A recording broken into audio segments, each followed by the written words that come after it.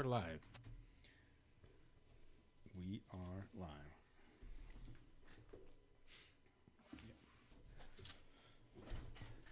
I wish I need to turn my camera around so we can watch Matt try to figure out. I'm about to go home. I'm about to fucking leave right now. I don't. If there's understand. one thing I cannot do is passwords. If a fucking password, if I lose a password, I will shut the fuck down. I will shut the fuck down. And I'm telling you, I'm 30 seconds from fucking leaving. I cannot. I fucking hate it. Cody has the power to change it. I can reset your password from right here. Hey, Matt, you know browsers will remember your passwords, right? Yeah. This one won't. Every fucking week. He got it. Oh. Did you see? I swear to God, I typed that goddamn password in. Oh my We only had about a dozen 4 fucking seconds times. left before he was done. I have the best. Okay, I'll tell that story in just a second. Is everybody ready? Yeah.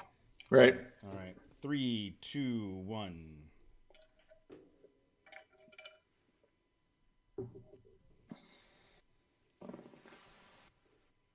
Hey everybody, it is 6:30 on Tuesday night. We are live on YouTube as we are on Tuesday nights. We would have been earlier, but we were watching Matt beat his monkey fists against the keyboard, trying to figure out how to get into the live stream because he couldn't remember his password. And No, I remembered my password. I typed that shit in 6 fucking times.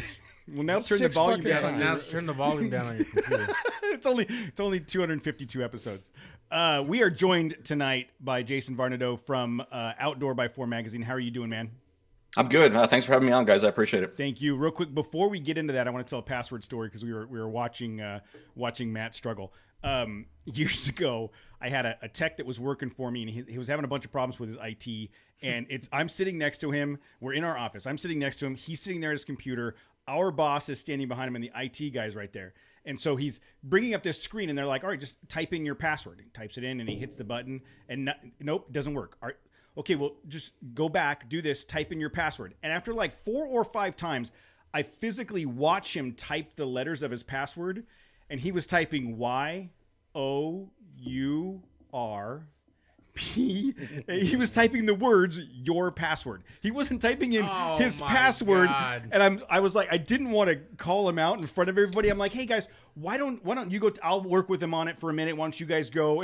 And so they leave, and I'm all, what the fuck are you typing in? He's like, your password. Are you literally typing your password? What's your actual password? The one prior to today. And he said, Samsonite. 30 seconds. I swear it was 10 minutes. 10 minutes of the senior manager. In my defense, this hasn't been an issue for at least 100 episodes. So It's the 100 episode turnaround, you know? you know that's how it is. I know at work I have to change my password for to get into some certain parts of the website, whatever. They trust me with like financial shit, which is what's crazy. And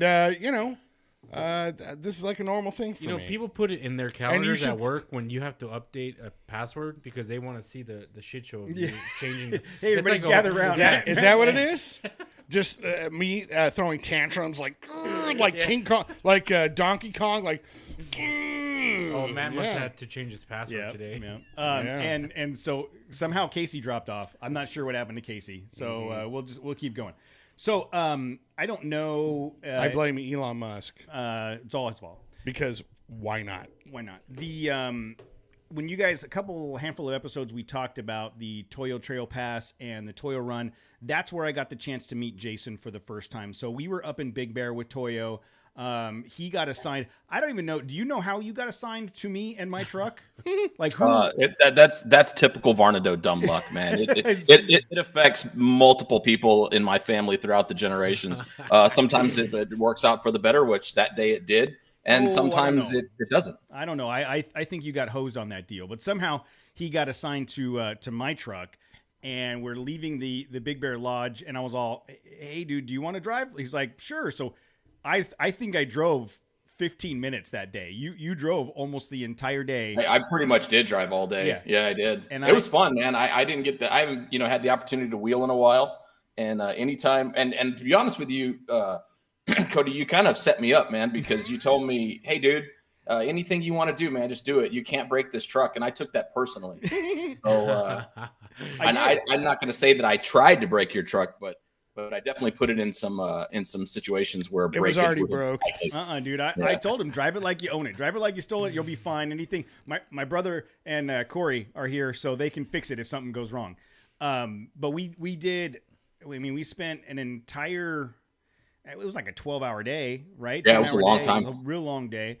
So I got the chance to spend a bunch of time with Jason, and then he had the additional dumb luck to end up with us at the UFC event in Vegas at SEMA, and sitting at the table. We've talked about this a couple times. I want to get your assessment. I was going to say, how do you remember that night? Yeah, how do you feel about the way things went at the table? At the UFC fight thing? Yeah. Or the performance thing? Yeah.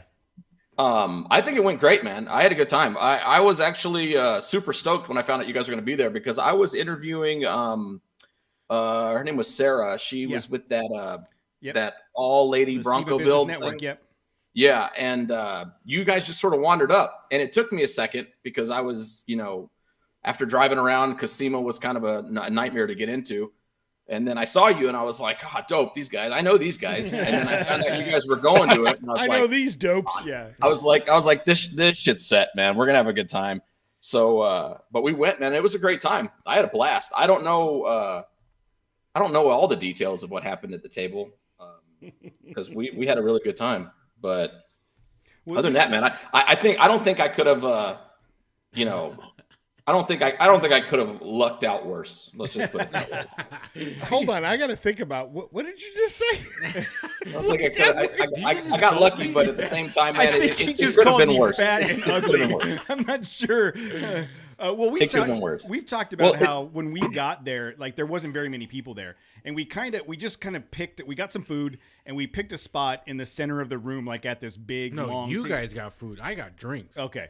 And but by a couple hours later, like, that whole section right there in the middle was where the action was happening. There was like a quiet table over here and a quiet table over here, but there was stuff going on that table. And there were a couple people that, like, I kept looking down the table trying to listen to what they were saying, because I'm like, that seems insane. What's going on over there? Well, there was like 3 or 4 different conversations happening at once. Amongst everybody there.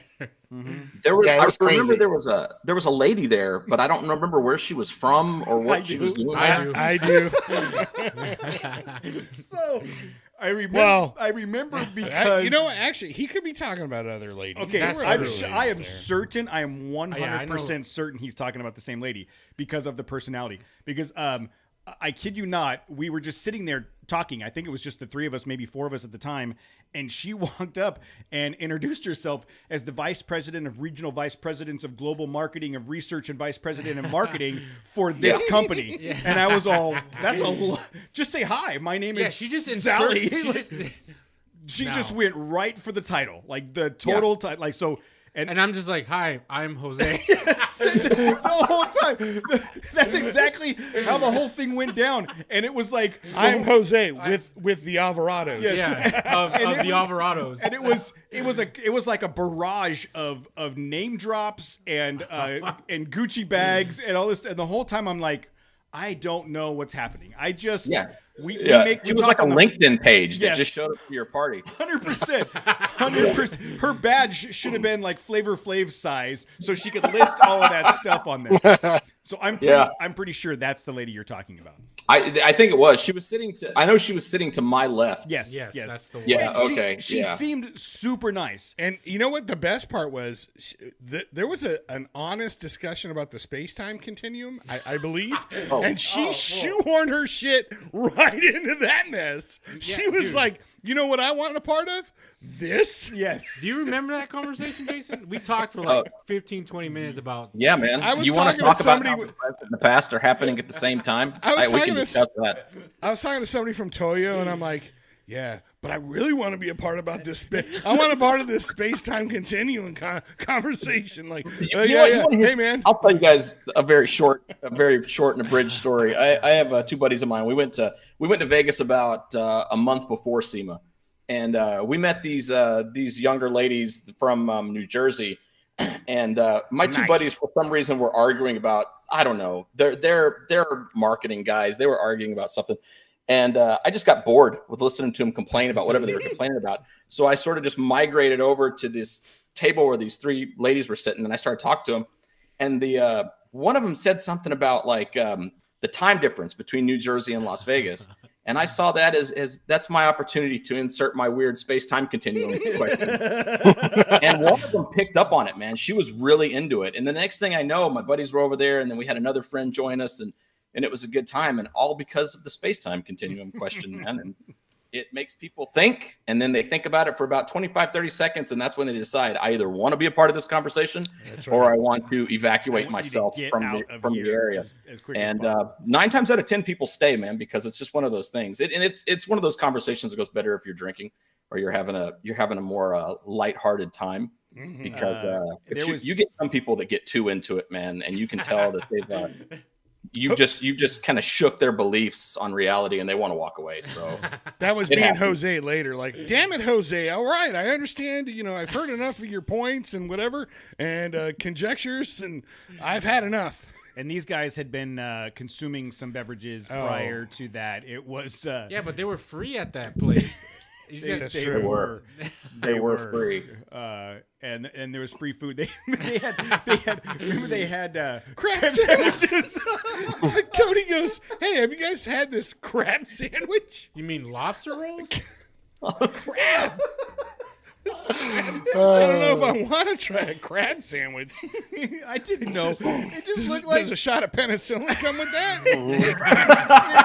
It is like Vegas, man. Would a trip to Vegas be anything without a necessary shot of penicillin afterwards?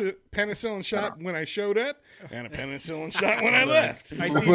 We talked about crab sandwiches for 2 weeks. Like, I'm dumb. I'm not a smart person or well, you're not sophisticated. Or sophisticated. No, because crab sandwich. Lobster sandwich, lobster, shrimp, whatever, dude. Seafood sandwich. You knew what I was talking about. Shy's in the chat room. If I said, Shy, do you want a crab sandwich? He would know exactly what I'm talking about. He's like, he would think it's a crab sandwich. I mean, they're all how fresh is the crab? Family, right? They're all arthropods, aren't they? Yeah, I think exactly. They're red shelly things. That's fine. Yeah, they're the cockroach of the sea, man. It tastes delicious. Absolutely. So on that note, so let's talk about you. Jason is with Outdoor.X4 magazine, for those of you that have not already subscribed. And in episode 46, the absolutely gorgeous 2019 Ford Ranger FX4. Stop it. Driven by. Did you say episode? Did I say episode? Issue 46. That's where Jason did the article about the Toyo Tires review and launch, and there was several pictures that featured the vehicle, my truck, and I think Casey's truck was in there. You had to drive that truck, huh, Jason? Yeah, I did. Yeah, had to. We wanted it to be a better experience for you, but he was privileged enough. So it was nice, man. I hadn't driven a Ford since I used to have a little Bronco too, and that was the last time I'd taken a Ford anywhere off road. So it was nice to see. Not much changed, huh? Little Bronco. Yeah, that's what he got in. He said, "This reminds me of my Bronco too." I kind of want an old Bronco too, just for fun. Dude, remember Dad tried to get me to get one of those, and I just flat out refused. Dude, my dad tried the same thing. My dad tried to get me to buy a Bronco too when I was like, I think 17 or 18 years old. He swore up and down. He was like, "You need to get yourself a little Bronco like we had when you were little." And I'm like, "Sure, Dad, whatever." And it just, I don't know. They just look silly to me when I was a teenager. But I would love to have one right now. I would buy the shit out of one right now. Now. So in that day we spent tooling around together, we talked a lot about, the magazine and off-roading and overlanding and all that stuff. And I felt like you had a really interesting backstory that led you to where you're at today. And what's interesting about it, without giving it away before you tell it, is that I think a lot of people that aspire to be in journalism or off-roading or podcasting or something think that they've got to have this long pedigree and training to get there. And you're a perfect example of a guy that just was doing something and wanted to do something different and made it happen. So can you kind of give the broad overview of that story arc that gets you from where you were to where you are now?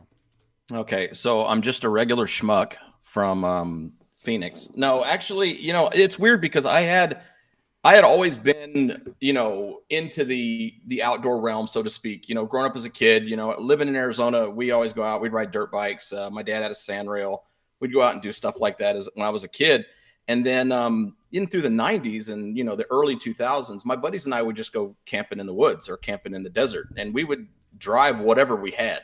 Most of the stuff banging around I had a Dodge Dakota pickup, man, that was 2-wheel drive. And I stuffed a set of they were like 31 inch BFGs on there. I think they were. I mean, they were too big for that truck, man, but they fit. So away I went. I had a right foot and a dream, man. I would just gas it, put that sucker in gear. And there was a couple times it got stuck. There was more than a couple times it got stuck. But after a while, man, when you learn to operate, you know where you can go and where you can't go. So a lot of times when we would go out with our friends, man, we would just throw, sleeping bags, little cooler, little stove, and then, whatever you'd buy at the store. Sometimes we just go out and eat ramen noodles. Or a buddy of mine that I grew up with, this guy Brett, he used to bring a can of Denny Moore beef stew, and he'd dent it and then set it next to the fire. And when the dent popped out, it was ready to eat. And dude, that's what we did, man. And if your vehicle couldn't make it, like if we were camping somewhere and somebody was like, well, I want to go, but my vehicle can't make it. It was always like, well, man, just how far can you get? Because if we'll all go up together, you can ride with one of us. Or if you can't come up at the same time, just how far can you get? And then we'll come back and get you. And that's how we made it work, man. We didn't have half the gear, not even 3/4 of the gear that people have today that makes it very accessible and very easy by comparison to what we used to do. So having that, growing up with that and doing all that stuff, I'm originally from South Carolina, so I moved back there in my mid-20s, and it was a whole different experience living back there. It's not as much open land. There's a lot more rivers. There's a lot more trees, a lot more stuff you can do in the woods and stuff like that. And I got family back there still, so it was real good opportunity to go back there and try that out. And then I came back out here in the end of 2014, and at that point, overlanding, as we know it, had started to kind of take off. When to me and a lot of other people, man, it was just, we were just going camping. We didn't call it, overlanding, or you didn't have to have a special set of gear or anything like that. I came back out here, man, and I worked in the nuclear power business up until April of this year. I worked at the Palo Verde Nuclear Station here in Arizona, and I went from kind of one end to the other, man. I was in the site security, so I was, had a whole different set of skills and things I needed to pay attention to, and all this, stuff that I had to deal with every day. And finally, after name Bourne, what's that? No, I thought his real last name is Simpson. Me? No. Didn't Homer work at the nuclear plant? Yeah, but he's Jason Bourne, bro. Jason Bourne. No, man, Jason Bourne. That's what it is. I was so bored working at that job. I mean, there's a lot of cool aspects to it. You get to play with some cool stuff, but at the end of the day, man, I just sat around and wait for bad guys to show up, and you can only do that for so long. So in the meantime, I just wait until Tuesday nights around 5:30. They all show up to my house, and they can show up here, right?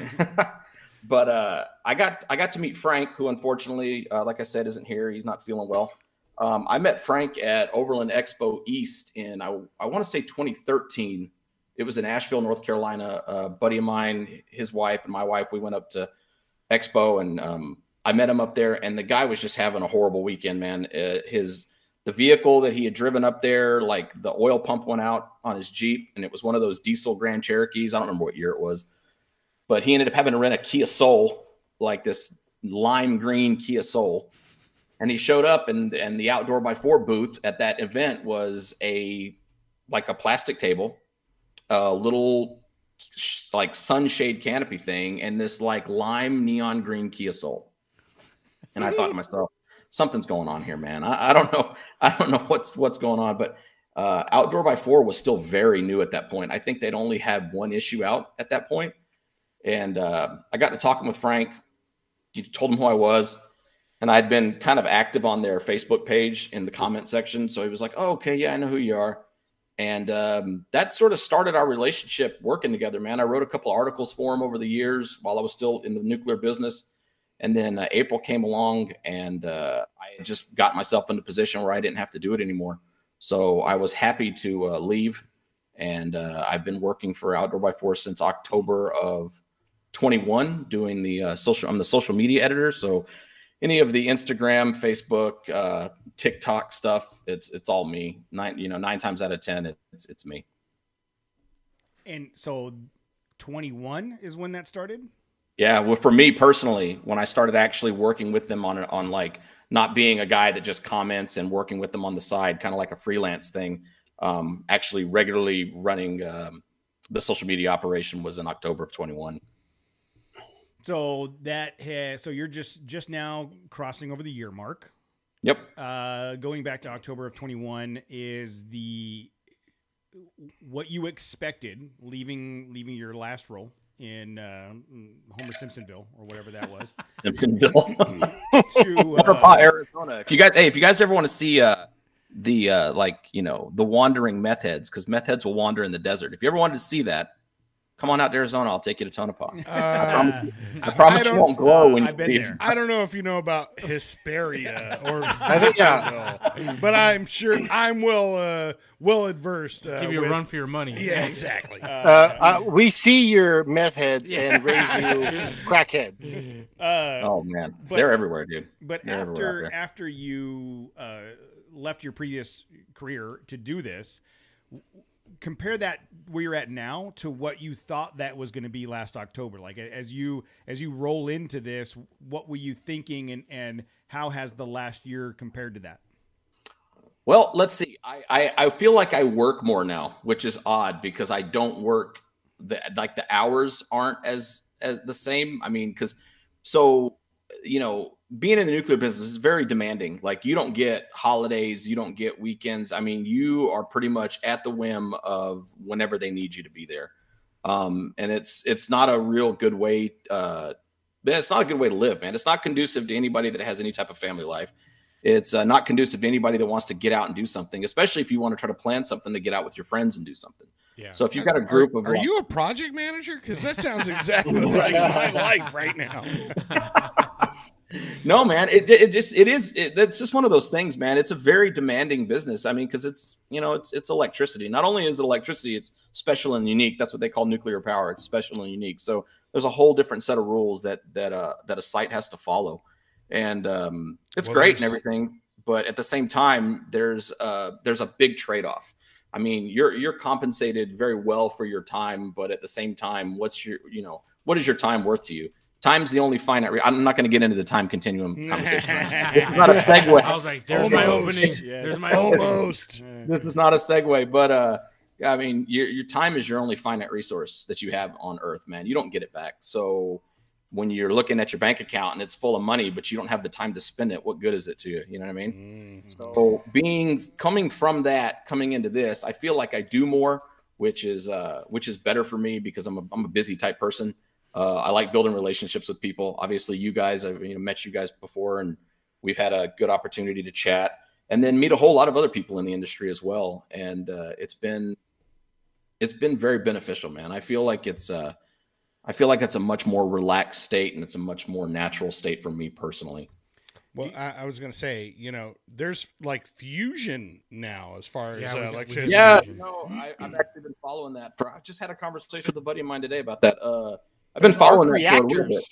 Yeah, which is crazy because here's the thing, man, is it's still nuclear, so it's still going to be regulated by the NRC, and they'll take a couple decades to deliberate over how they're going to use it before they actually start saying, okay, here's our first fusion reactor. They have to figure out they have to figure out how to monetize it first. They could probably have it out if they could monetize it. It's easy to monetize it, man. Once you put that power, whatever power it generates, once you put it to grid, it's monetized right then and there. Well, isn't the whole movie The Saint with Val Kilmer? Isn't that whole thing with Elizabeth Shue? And come on, Elizabeth Shue and The Saint. Yes. Oh my god. But that whole movie he had the formula for nuclear fusion. Yeah. And they were trying to get it from him. Yeah, but Keanu Reeves had it first in that other cold fusion movie. Which one was that? John Wick. No. There was one he made where the one where he's the never mind. I don't remember that one. No. Val Kilmer definitely had it first. Yes, Val Kilmer. So. Anyways, he had Elizabeth Shue first. That's all that matters. But you talked about working more. Chain Reactions is the movie. Do you find yourself? Yes, you're working more time wise, but the effort is less because you're not like. So I think about working we'll say working as a project manager where you don't give a shit if this air conditioning is up and running, but your job is to make sure it's up and running. So you're putting in the time and the effort to make sure it works. You just contradicted yourself. I don't give a shit whether it runs or not, but I spend all my time making sure it runs. But you're paid to do it, so you have to do it. About? What I'm saying is if that takes you 40 hours to do versus 40 hours to do or 48 hours to do something that you're more passionate about and you're more invested in, and that seems like you may be working more hours, but is it less work? Oh yeah, it's by far less work. Yeah. By far less work. See, I mean, it's one of. I mean, dude, we spent. This sounds like space-time continuum, but like different parameters.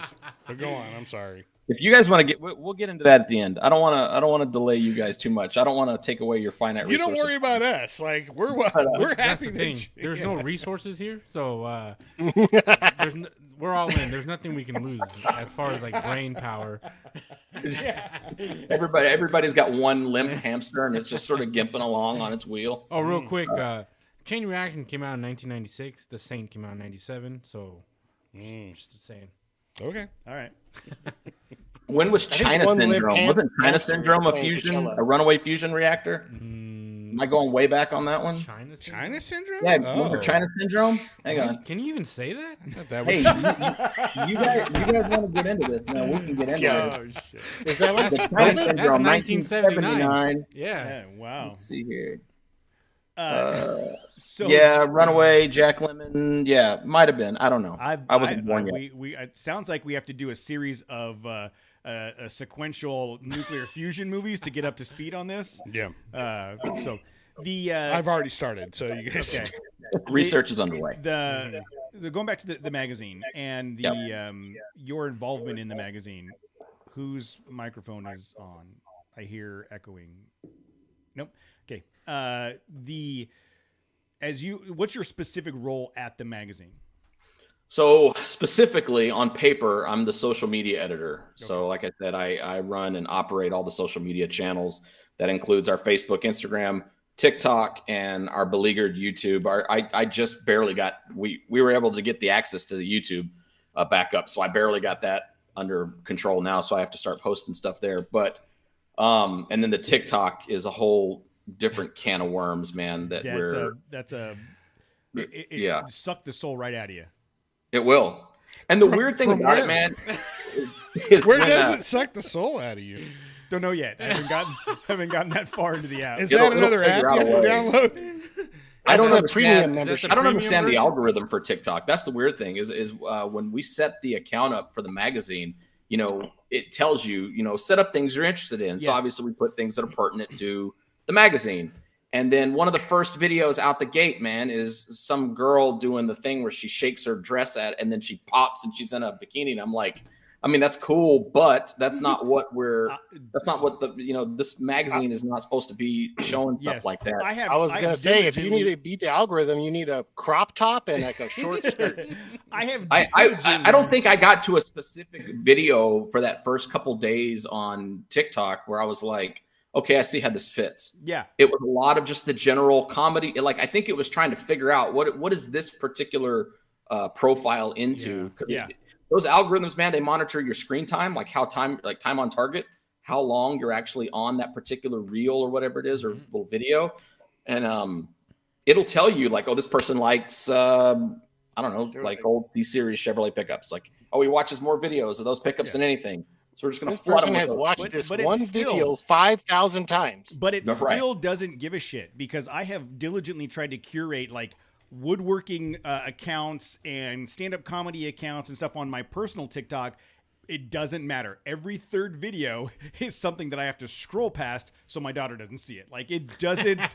It's like, we know you're a 48-year-old man, and we know secretly you 49. By the time this comes out, right? I am 48, son of a bitch. Come on. But it's like, it doesn't care. I'm going to feed you this. I'm going to feed you TNA whether you want it or not. It just keeps going. Your mouth is always open. You ain't shut your mouth yet, have you? It knows, man. It can watch you. It tracks your eye movement. Man, this Cody guy loves this shit. He loves it. And woodworks for some reason. Sure loves his wood. I didn't know, Cody. I didn't know you did woodworking, man. I woodwork as well, dude. I didn't know that. Dude, he doesn't. He's been working wood for. He watches it. He doesn't do it. Yeah, working. I watch football. I don't play for any team. But you do so much more at the magazine than just the social media stuff. Correct. Yeah. I write gear reviews. I'm also kind of helping out Kevin Schrant. He's our advertising and marketing executive. I've been helping out him and Frank Ledwell, the editor in chief. We've been calling a lot of people, trying to get our media kits out for the year. Obviously, we're independently published, so it's one of those things where we're always kind of looking for ways to perpetuate the magazine in itself, and it's worked out. It's worked out great, I guess, without me, because we're coming up on 10 years. So 10 years of operating in the overland space, or the outdoor adventure space, or whatever you want to call it, for Outdoor.4. And this coming year is our 10-year anniversary, which is a pretty big deal, considering that it's independently published. Man, Frank really kind of made the right choices over the years to keep it operating. Because up until, I'd say, maybe a couple of years ago, man, it was kind of a one-man band for him, dude. He was really getting out there, and I'd reach out to him on social media or whatever, or I'd text him and be like, "Hey man, how's it going? I haven't seen anything in a while." And he'd be like, "Oh, I'm working on this, I'm working on that." And that was actually how I got into being the social media editor to begin with, because I hadn't seen anything from Outdoor.4 on any of their social channels for close to a month. And I just messaged him. I was like, "Hey, what's going on, man?" Because I'm worried, the magazine's not coming out anymore. And he tells me that his previous social media editor decided that he was going to go somewhere else, and it left Frank in kind of a lurch. And so I told him, I was like, "Hey, man, I don't do much. I just sit out here. So I can be. I'll sit out here and wait for hell to break loose. But in the meantime, if you want me to run your social media, I can do that." And so that's when I started doing that, man. And it just, like I said, man, it's just been a thing. And I also do other social media marketing stuff with some friends of mine. And that was sort of what led to the end of my time in the nuclear business, which was actually a big thing, because I was technically considered a legacy employee, because my dad worked there until retirement. Wow. I was second generation nuclear. So when I left, that's they were why he's got that glow about him. It's that's like not your aura. You're physically. You're physically. No, that's just me. That's just me and my sunshiny personality. How is the magazine, like the paperback magazine, like industry right now? Because I know it was like for the longest time, it was getting pushed to digital. Like digital magazine was a thing. But It seems like it's coming back around, like where people want that physical, tangible. Yeah. Well, here's the funny thing. So a lot of times, man, people that they get things digitally, they're staring at a screen all the time. You're staring at your phone, you're staring at your tablet, your computer, your television screen is a similar screen now, where it's giving you that, you're just getting bombarded by screen time. So the benefit of having for starters, the main benefit of having a paper magazine is the fact that it requires absolutely no power to operate. All you need is daylight, moonlight, firelight, whatever you need, man, and you can operate this magazine. I tell people all the time, because somebody asked me that same question at Expo Mountain West in Colorado. They were like, "Hey man, well what benefit does the magazine have?" And I said, "Look, dude," I was like, "not only is this magazine something that you can read and you can have a good time with, I was like, both covers can be folded up into cones and be cups. I killed 2 yellow jackets with an issue. I said the internal pages can be crumpled and used for whatever need, toiletry needs you can think of. I came up with about 5 or 6 things that you could do with a magazine other than read it. And that alone sold the guy a subscription. He was like, hey, man, that makes a lot of sense, because people would rather hold it in their hand and be like, dude, no matter what happens, if I get signal or something happens with my device, I still got it. It still works. And we're rocking and rolling. I was going to say, I think it's just like records, like people are buying records again. Vinyl, and buying vinyl and playing it on, there's just something like tangible to that, to actually having something physical. So I could totally see, like, if you had a well-produced, like a really nice magazine that it's in your hands, you feel it, and you're more invested in it, and it's something that you can put on your table or you can share with people when they come to your house or whatever. It's a more of a presentation piece than just something on your tablet that you just flippantly blow through, Mm-hmm. And it doesn't have to be one or the other. If you go to the subscribe page at OutdoorX4.com, you can go to the subscribe page and select both the digital and the print version, so that you can, when your boss isn't looking over your shoulder, you can scroll through it on your computer screen and then shift back over to whatever your spreadsheets you're working on. But you also get the benefit of the printed magazine. And you made the point, Matt. Like, this is a good magazine. It's not like I don't want to throw any names out, but it's art. But there's plenty of magazines that are still fairly, like, the cover is paper. It's like the cover rips the minute you throw it in your backpack, right? That's not what this is. That's not that's not the magazine that you guys put out. No, we have a very very nice actual print edition, man. The cover's a good quality paper. I'm not a paper expert. I can't tell you what weight it is, but like I said, it's got the water resistant, which is obviously beneficial if you're outdoors, and cleans dead yellow jackets off it very easily too. But it's one of those things that I think that, like you were talking about vinyl. I got a friend of mine that is big into vinyl. I got a couple of friends. That's all I see on their Instagram is whatever record they're playing this particular day. And I think it's a broken record, right? I think, and they're my age, they're last Generation X guys, very, very old millennials, but they remember that time where everything had clicks and pops, man. And that's what they want to hear.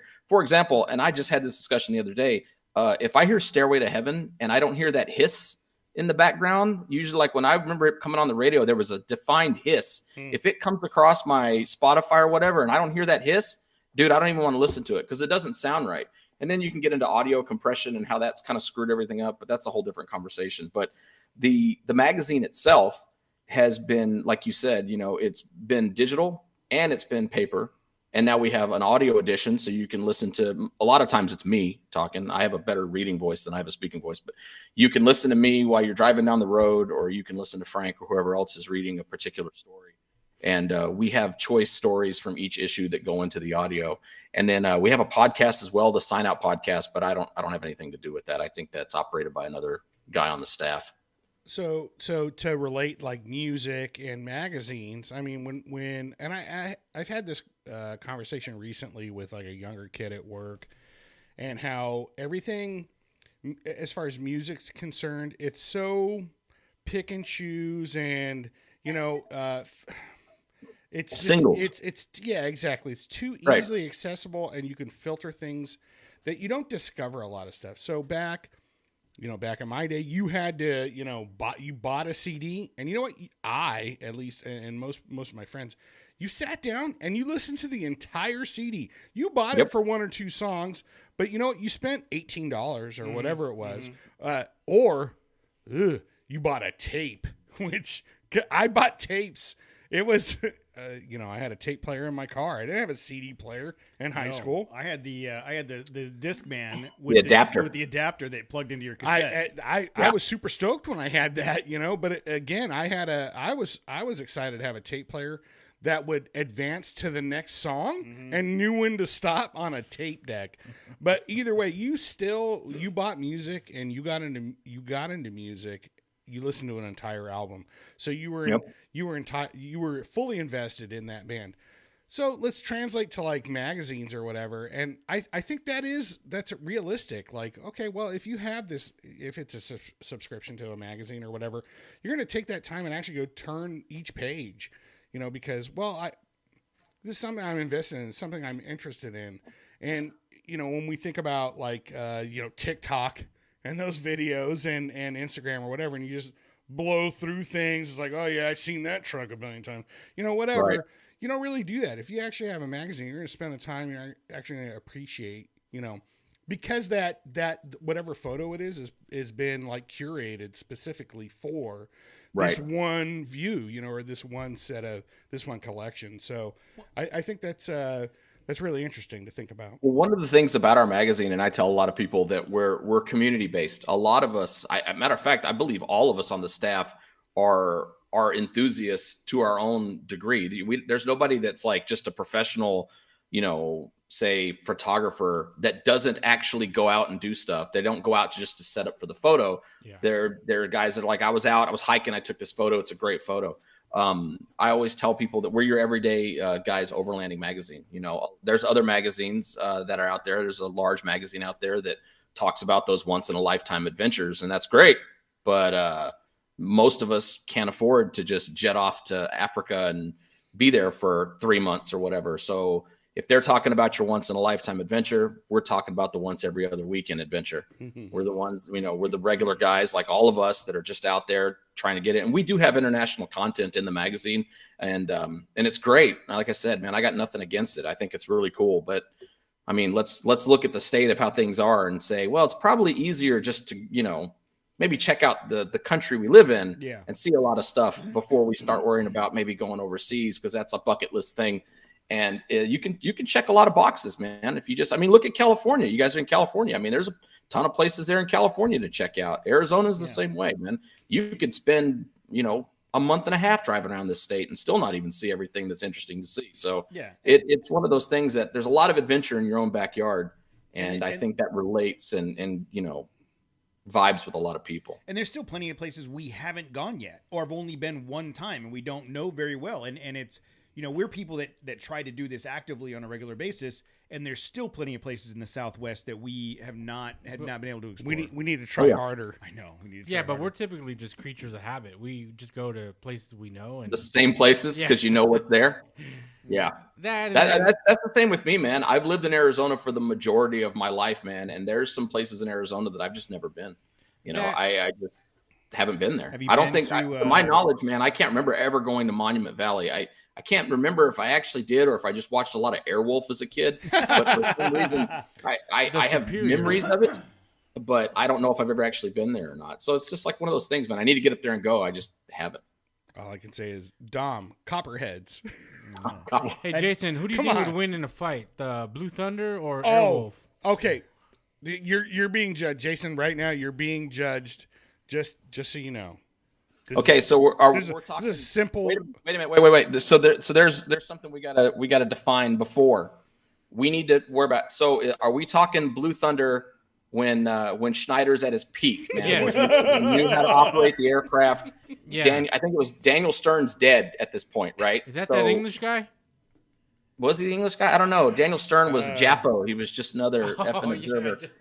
My dad used to watch. Oh, that tall guy, right? We had it on Laserdisc, man, when I was a kid. But I need to know is was it Roy Schneider?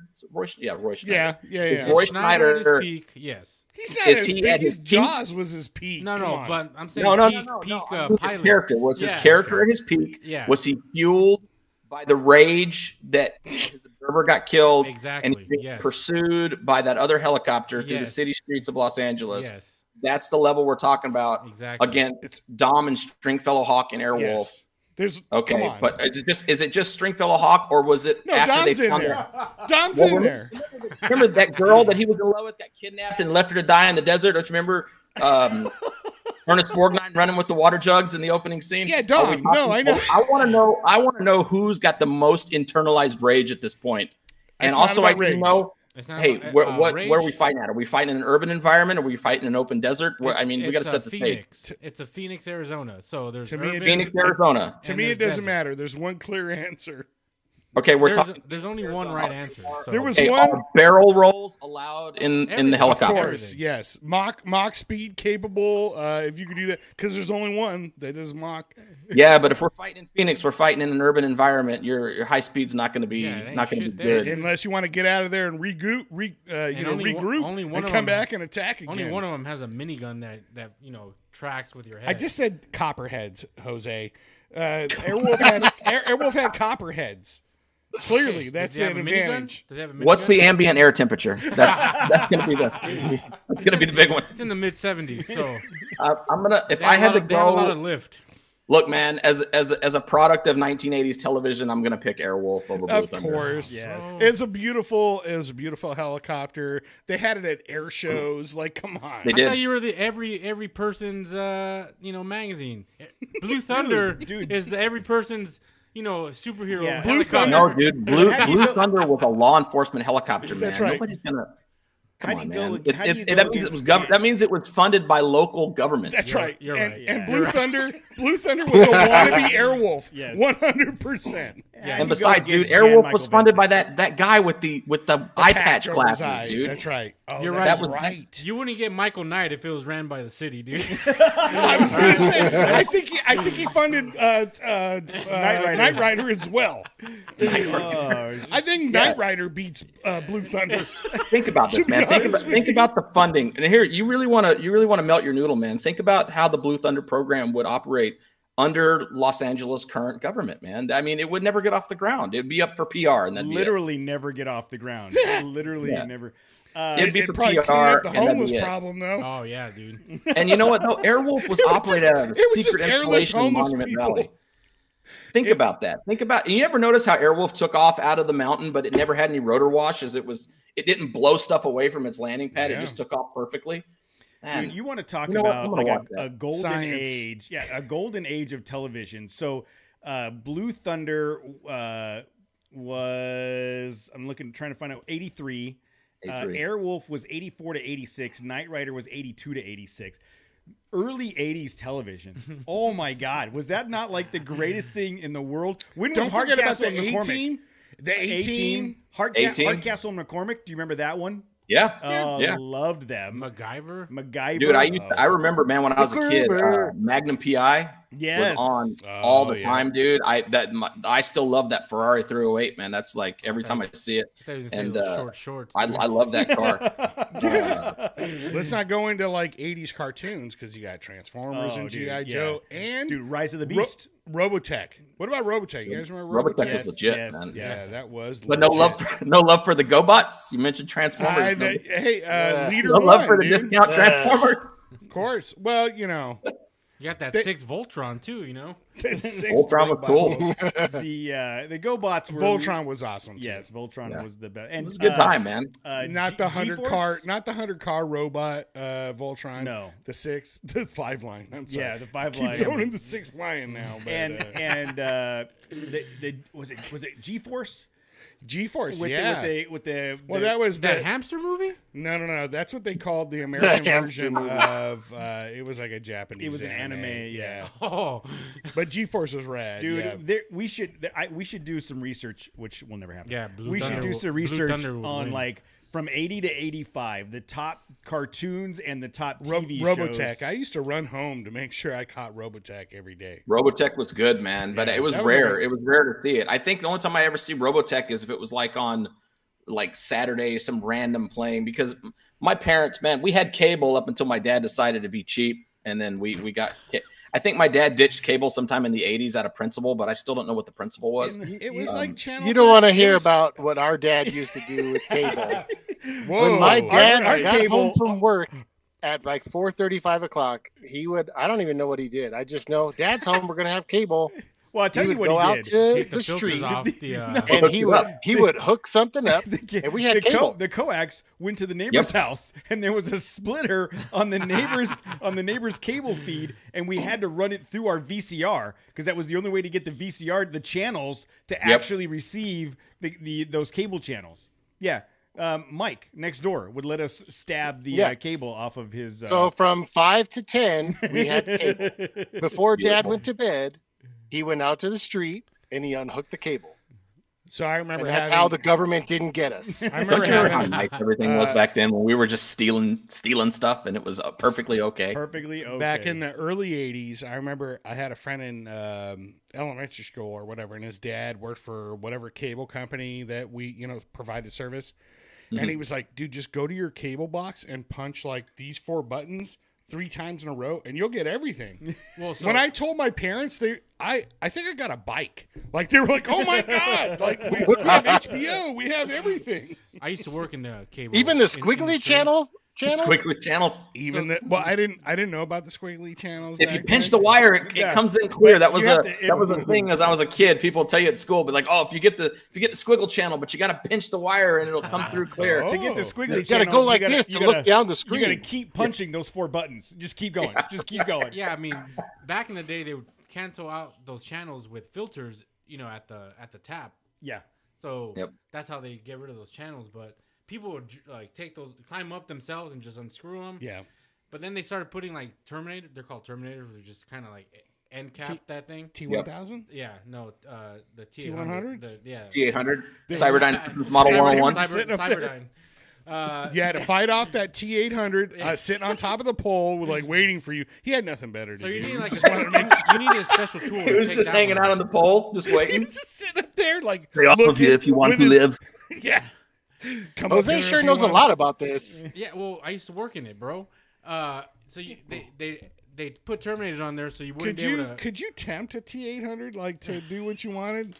What if you want? So could what you they were tempt saying- him He to just help said he you? needed a special tool to get the Terminator Yeah. out. That's what I'm saying. That's what I'm saying. So what people Like, started doing, they started drilling through that, and then like Oh. just peeling back the coaxial shielding and just sticking the copper thing in there. And then when it went out finally, they'd call you out and then be like, I don't know, I didn't do Yeah, I that. don't That know wasn't. anything. I think my cat went up there and did that. Yeah, a goat must have ate it. My cat went up there and fought the Terminator and plugged it up. I don't know what happened. If No, you no. guys need to get your Terminator off, I have the tool for it. So. I'm sorry, you gotta toughen up or help your Terminator out. He was easily coerced to help me. So that's your problem, Holmes. I don't think you could tempt a Terminator. They're a learning computer. They're a neural net, but I don't think you could tempt one. Jose- It depends on whether or not his mission is complete or not. Jose that was his mission. I tended was to those fuckers complete- all the time. That's right. You know what? Complete The the next Terminator. year at SEMA or whenever we see each other again, I think we need to put that on the topic for discussion. Which Terminator can you tempt and how? It's definitely that liquid metal one. No, Oh, that was the just worst the hot one. chick That- one, dude. Nah, the hot chick dude. one? Oh well, hey, you know what though? No. You know what's funny? You mentioned the hot chick one. No, there's one thing about that movie that I always noticed what I thought was odd is did you ever pay attention to the fact that it checks ittop out when it walks by the Oh, window? Yeah. of See, course. Wouldn't that's you? its Achilles heel. Just hold up a mirror. If I Just look, put a if I mirror look up. like that, Battle's over, dude. Shit. well, that's the one you would manipulate. just because give her a you- selfie stick. And Yeah. She's Yeah, into just vanity. selfie stick. Yeah. Just tell her you're already logged into TikTok. Here you Yeah, go. I got you. I'm following you. It's funny. Shit. Unbelievable. So what? Back to the conversation about Outdoor by 4 magazine. Sorry, that was a tangent. That was an official. That was a good one. Yeah, that was a good tangent. one. How long does it take? How much? What's your guys' planning process for this? Because I mean, you're putting out a magazine every month, and there's a ton of content in here. Like, Well, what- the magazines actually come out every 2 months. Okay. So it's but it's still, by, there's a ton of content. Like, Yeah. what's the planning process and lead time for these stories as you're putting all this together? Like, how's all that get coordinated? Okay, so that's largely a Frank question, but I can tell you that we plan ahead about 2 to 3 issues ahead, Okay. and we start to kind of farm out.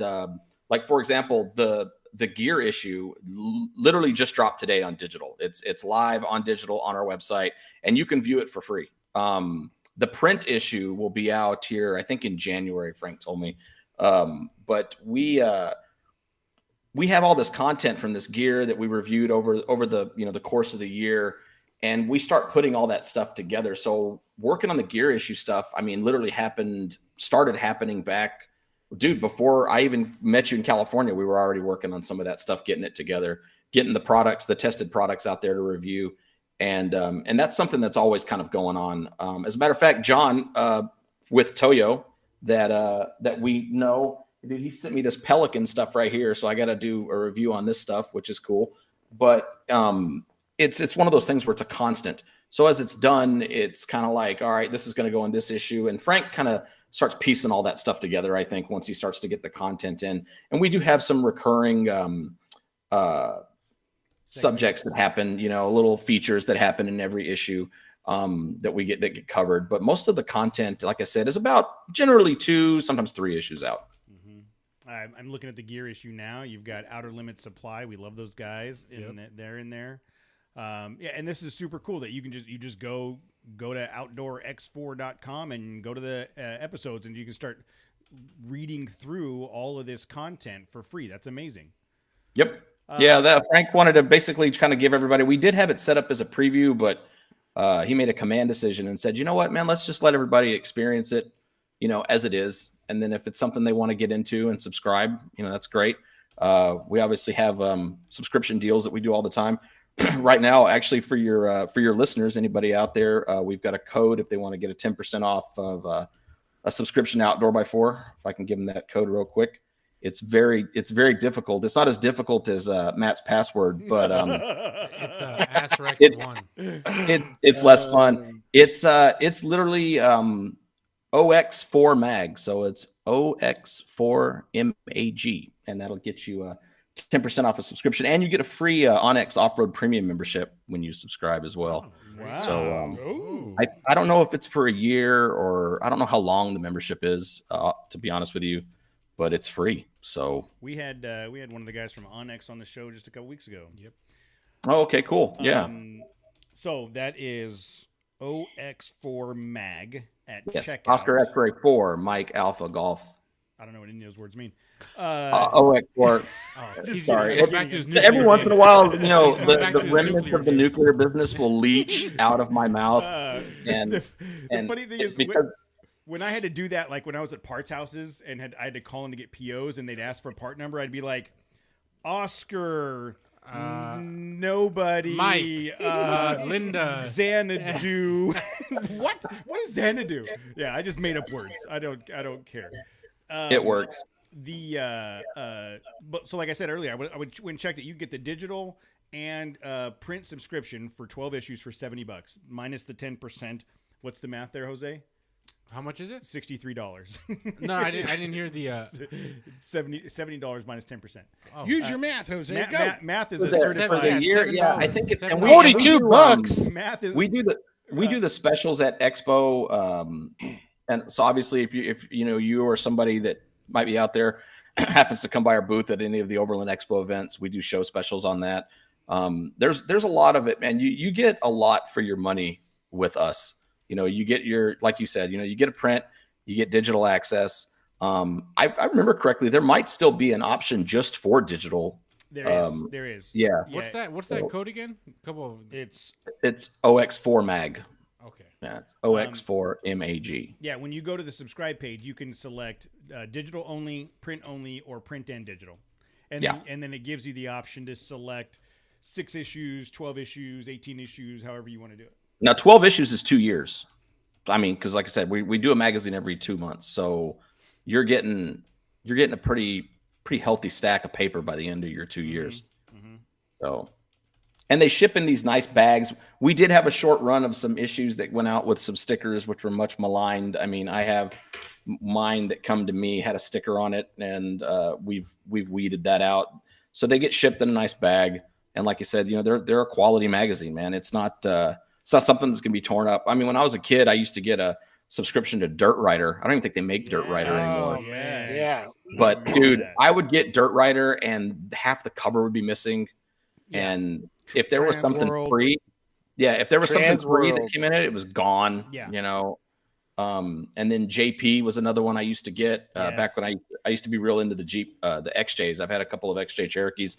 So I was real into those, man. And like I said, you'd get them in the mail and it'd be great. But I mean, those magazines were literally a third of the thickness of ours. And we're, sometimes it's not about width. No, it's about how much effort is put into the publication, not It's about the the density of quality the of- paper. It's how you present the magazine, not necessarily how Yeah, big sometimes it is. you got to warm up the magazine, and it's more enjoyable. Yeah, There's more I mean, to you- do. maybe read it the looks front small, cover, but once you read the you back start cover, using you go it, back to there's the actually front a lot cover. in there. You can Yeah. take it out to dinner. Yes. You can, Yes. hang out, just put it at the table across from you. I've actually done that before. I've, for whatever reason, my wife was out of town and I went out to eat and I was reading the issue of the magazine. I didn't work for the magazine at the time. And when the waitress came by, I made my drink order and I sort of set it down ahead of me. And there was an older couple and they kind of walked past me and they gave me a weird look. And I don't know if they gave me a weird look because they're like, why is this guy here on a Saturday night eating by himself? Or is that guy sharing a meal with a magazine? But Hey, look, maybe that magazine's a little bit on the thinner side, but maybe it's a good listener. That's Could right. be. You can get a Could good be. look at the articles.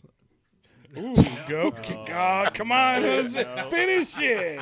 All right. Good night, folks. That's Jose Alvarado It's at Jose. It's Jose at Trail Jose Chasers. at Trail Chasers. That is the edge at Trail Chasers. Yeah.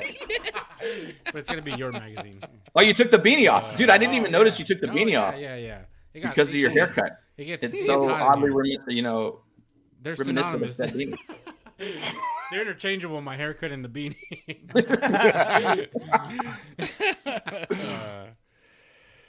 All right, my subscription to Outdoor by 4 magazine has just been processed. Oh, Thank you for that. Nice. sweet. Well, thanks for subscribing, man. I used the OX4 mag code to get my $7 off.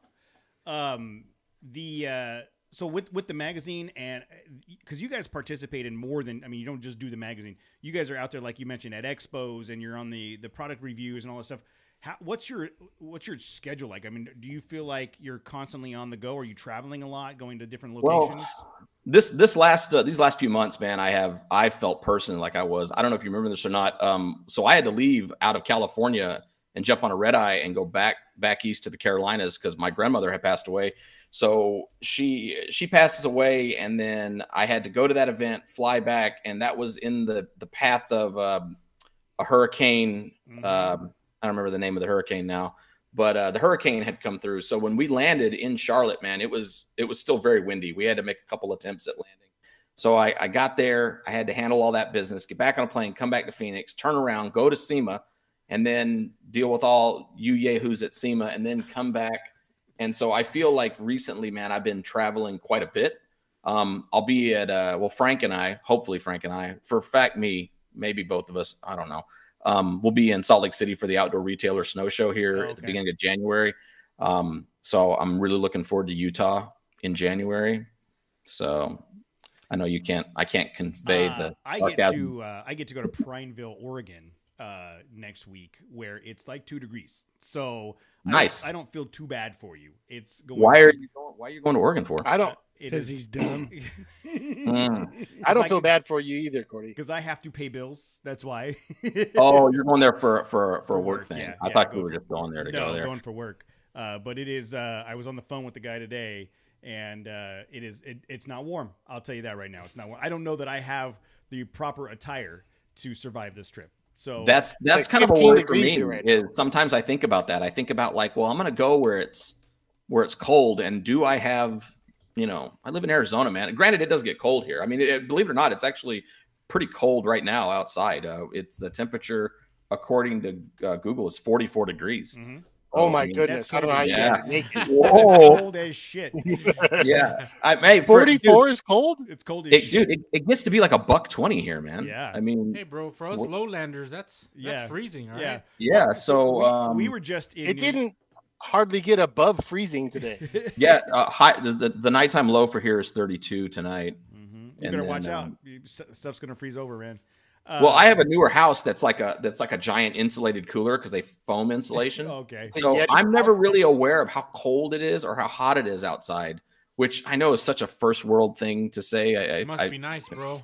I feel like I'm some bougie lunatic up here being like, I have no idea what the temperature is. My house is always at 72. I don't know. Dude, I used to know a guy, where I used to live, my neighbor, 68 degrees. It didn't matter. It didn't matter. He literally had it set at 68, and he would beat people if they touched. Like, he would come home, and I'm like, it's fucking freezing in here, dude. I think if I had like 68 degrees a all year long, he'd have it All at year. 68 degrees. all year. if I had a Dude, rap name, it would be the Bougie Lunatic. I Bougie like lunatic. it. Yeah, that's pretty good. Like I'd rap about Starbucks and stuff. It's not too late, dude. I'd rap about the Cool, different. man. Hey, you know what? I will more than happy allow you to Lay use down that some beats? intellectual property for a small royalty fee Oh, I thought you were gonna lay down beats for me, but yeah, and I a would shout just out rap on every about- album. I'd rap about the difference between Coffee Bean and Starbucks. You know, like don't Go quote on. me on that. Go I'll on. have to do some research. Like, but that's where I'd go I with think- it. Yo, you this know? mocha's lit. This next one for my homie out there, Coffee Bean. Yeah, come on. I think your first cut That has was to be about terrific. foam insulation. You know a lot about thermodynamics and But that's not insulation properties. bougie. That's not bougie, Holmes. It's bougie if you don't have a house with insulation. Oh, that's true. I could brag They about. told the me this is the insulation of my first home I've house. ever owned that had this foam insulation, and All I right, was like, that's true. okay, neat. The one thing that's weird is it makes it more humid in here than it does like in a regular house. Yeah, But This bitch had like roll-in insulation. Like a I had regular blown-in, house. You Yeah. know, that's true. like a Okay. regular conventional build. You know what? It's been nice having me on that. Oh, you live in one of Nice- those regular houses? No, that's That's right. Jason, that's outdoorby4.com. What do you wash your Bentley with? You know, soft water What's or that? Oh, Jason, man. I just need your I don't beats, wash my dude. Bentley, dude. I have somebody come by and That's do it. true. You're right. Jose. he's got a guy named Jose that comes and does Dude, it. I don't know. Cody might have seen it. I had a guy come out and put tires, the Toyos. He put them on my truck just because I'm so busy with doing stuff. I didn't want to take it to a tire shop and then have to be there all day. So I found this guy through a neighbor of mine, recommended him, and then he had a really cool setup. I don't know if you saw the reel. I'm sure of Yeah, his whole yeah. tire shop that he has in that trailer. And I was standing in my garage, standing in my RV garage, and I'm looking out. Watching this guy do Go this, on. and I'm like, man, I used to take my vehicle to the tire shop, but now the tire shop comes to me. As I reach into my commercial freezer, Yes. grab another beer. Go on, MC Bougie JV. Do it. Tell me your story. Dude, it's strange, man. It's just a strange thing. You know, like I said, you think about where you are now versus where you were kind of as a kid and how things have changed, but how things are still the same. Like you still feel like, I don't deserve any of this, man. I'm standing here drinking my coffee in my RV garage and watching a guy change my tires in my driveway, like off the wheel and on the wheel. It's such a strange thing to me, man. you know what I do? I feel like I have major imposter syndrome. I told Cody this when we were at Big Bear. I was like, dude, I feel like I don't belong here. You know, I got flown out for none an of us event. belong here. Yeah, to this thing. And then I showed up and I don't know, you were in the bar the night before, right? No. I came up that morning. Oh, okay. So you missed out on the antics at the bar. Yeah, Okay. he's never in the bar. Like if you when in doubt, Cody is never in the bar. Because if Cody was Okay. at the bar, we had a multi-million-dollar deal set up for him. But If he was in the bar, he was trying to pull at least one of us three out of the bar. Out of the bar. Okay, can I tell you? I'll tell you the best bar story of all time. Coming from somebody that's never really been in bars. Go No, on. Okay, so Applebee's was it's lit. it's 2008. Chaz. it's 2006 ish. I'm at El Torito off Central. Casey and I had Let me- Casey and I had a motorcycle service company. Myself and a business, a buddy had this business. Casey was working for us, and we were at the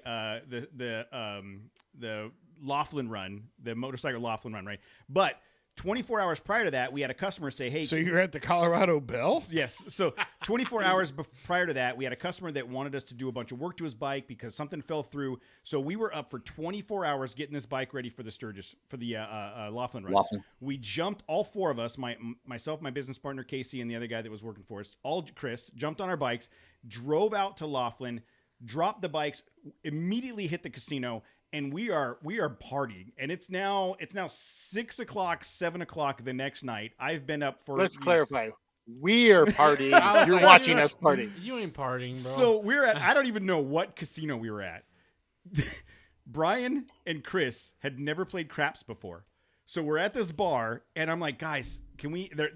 They want to go play craps. I'm like, guys, I'm starving. Can we go eat? They're like, no, screw it. So they go to the craps table. I go, fuck them. And I take off and I get myself a hot dog and some ice cream. and I go to the bar because in the That's an bar odd combination. I can You sit. put the ice cream on the hot This, dog. this sounds very know. Cody. This sounds Do you very Cody yes, to me. the hot dog This is in the ice 100%. cream and use it like a spoon, No, like I a ate meat the hot spoon? dog first. In my experience, this is a very Cody story. I Go use the on. hot dog as a dipping Yeah, stick. there you go. So as I come back to the bar, I specifically choose this booth in the bar because I can see them. I fell asleep in the bar at this casino at like 6 o'clock, 5 o'clock at night. Pass out. I wake up a couple hours later. It's a hot dog coma, They're man. still at the craps table yelling, "Hard 7! Give me a hard 7!" And everybody is screaming at them. That's not how it works. And I'm all, what the hell is going on? I mean, literally in a casino. No, it was hard 5. Yeah, hard 5. Yeah, let me get that hard 5. The only 3 people I can hear in a casino are the 3 people that came with me, and I had to go drag them away from the craps table. It's now 1 o'clock in the morning or whatever to get out of there, and we It lost. was later than that, and it Oh, was raining. It was raining. We had to ride our bikes. We lost Casey on a bridge. I didn't care. I went to sleep anyways. I figured he's a big boy. He'll figure it out.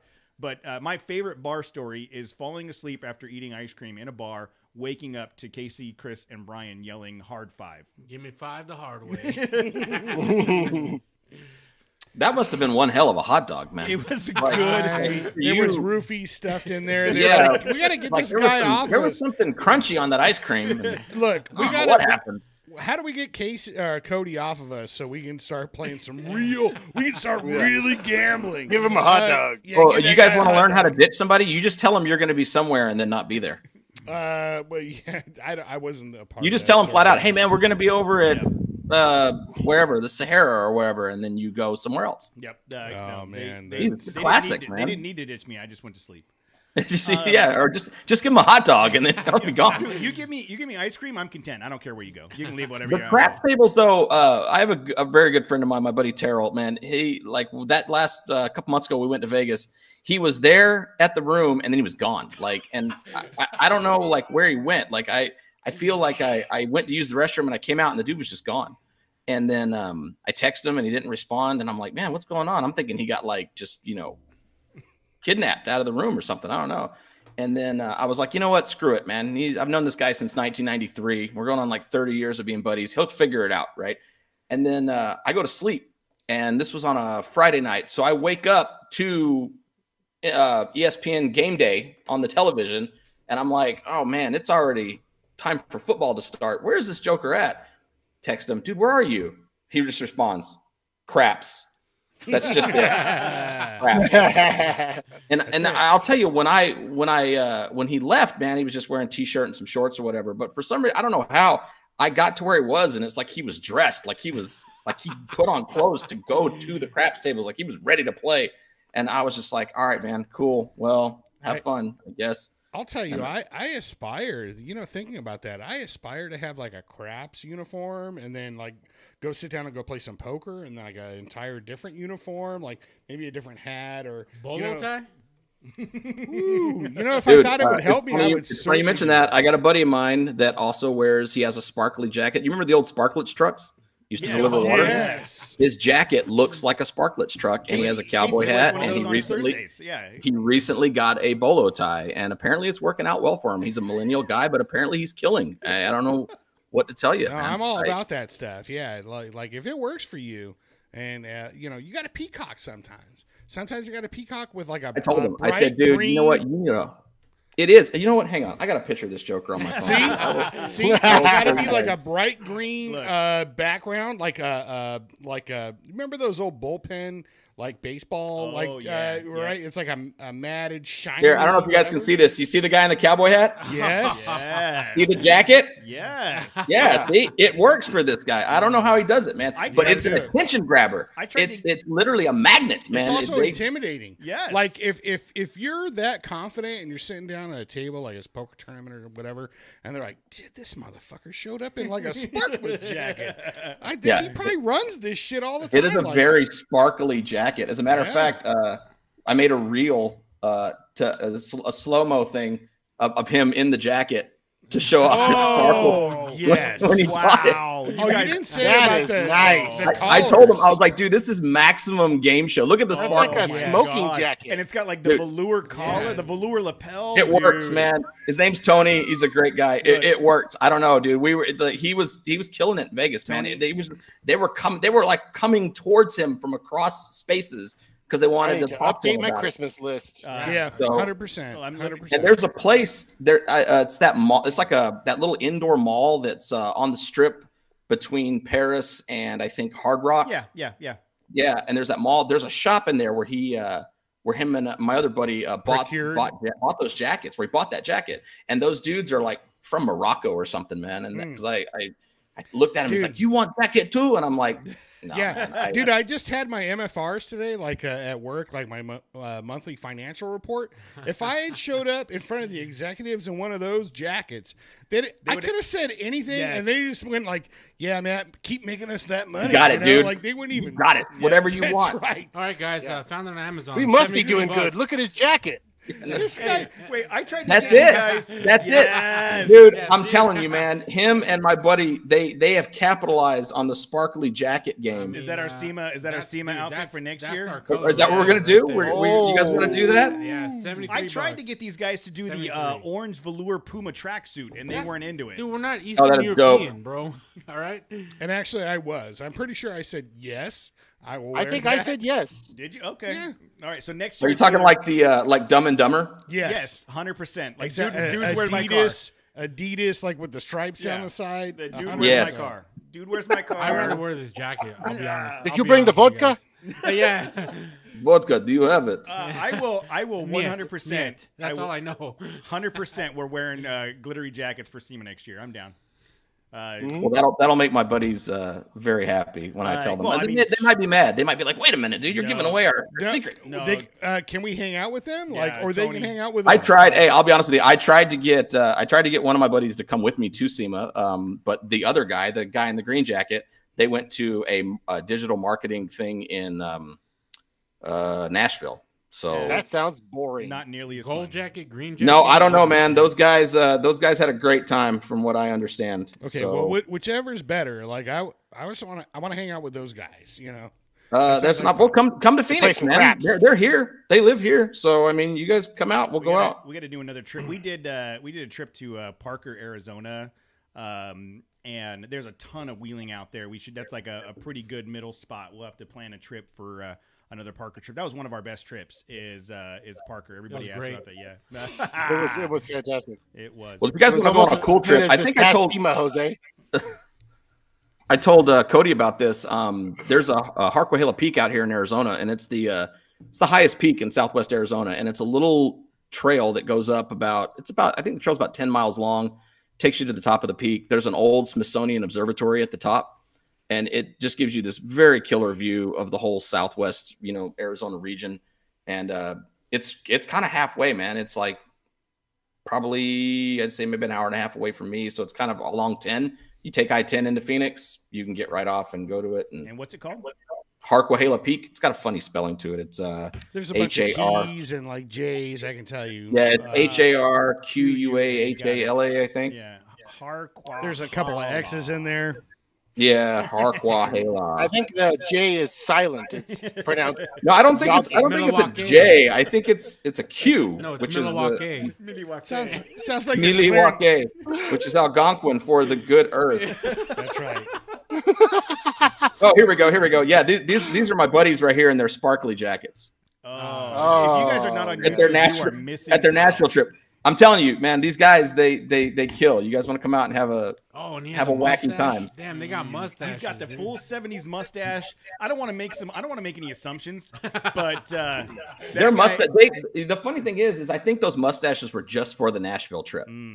Those Like they And he grew it the day before. Like, you know what I need? Yeah. I need a mustache. And he just thought about it. He woke up the next morning. It was like perfect. Presley saw a picture of me where my goatee was thicker, and she was like, "How come it's darker?" I was like, "Because I was younger and I could grow a better beard." Oh yeah, man.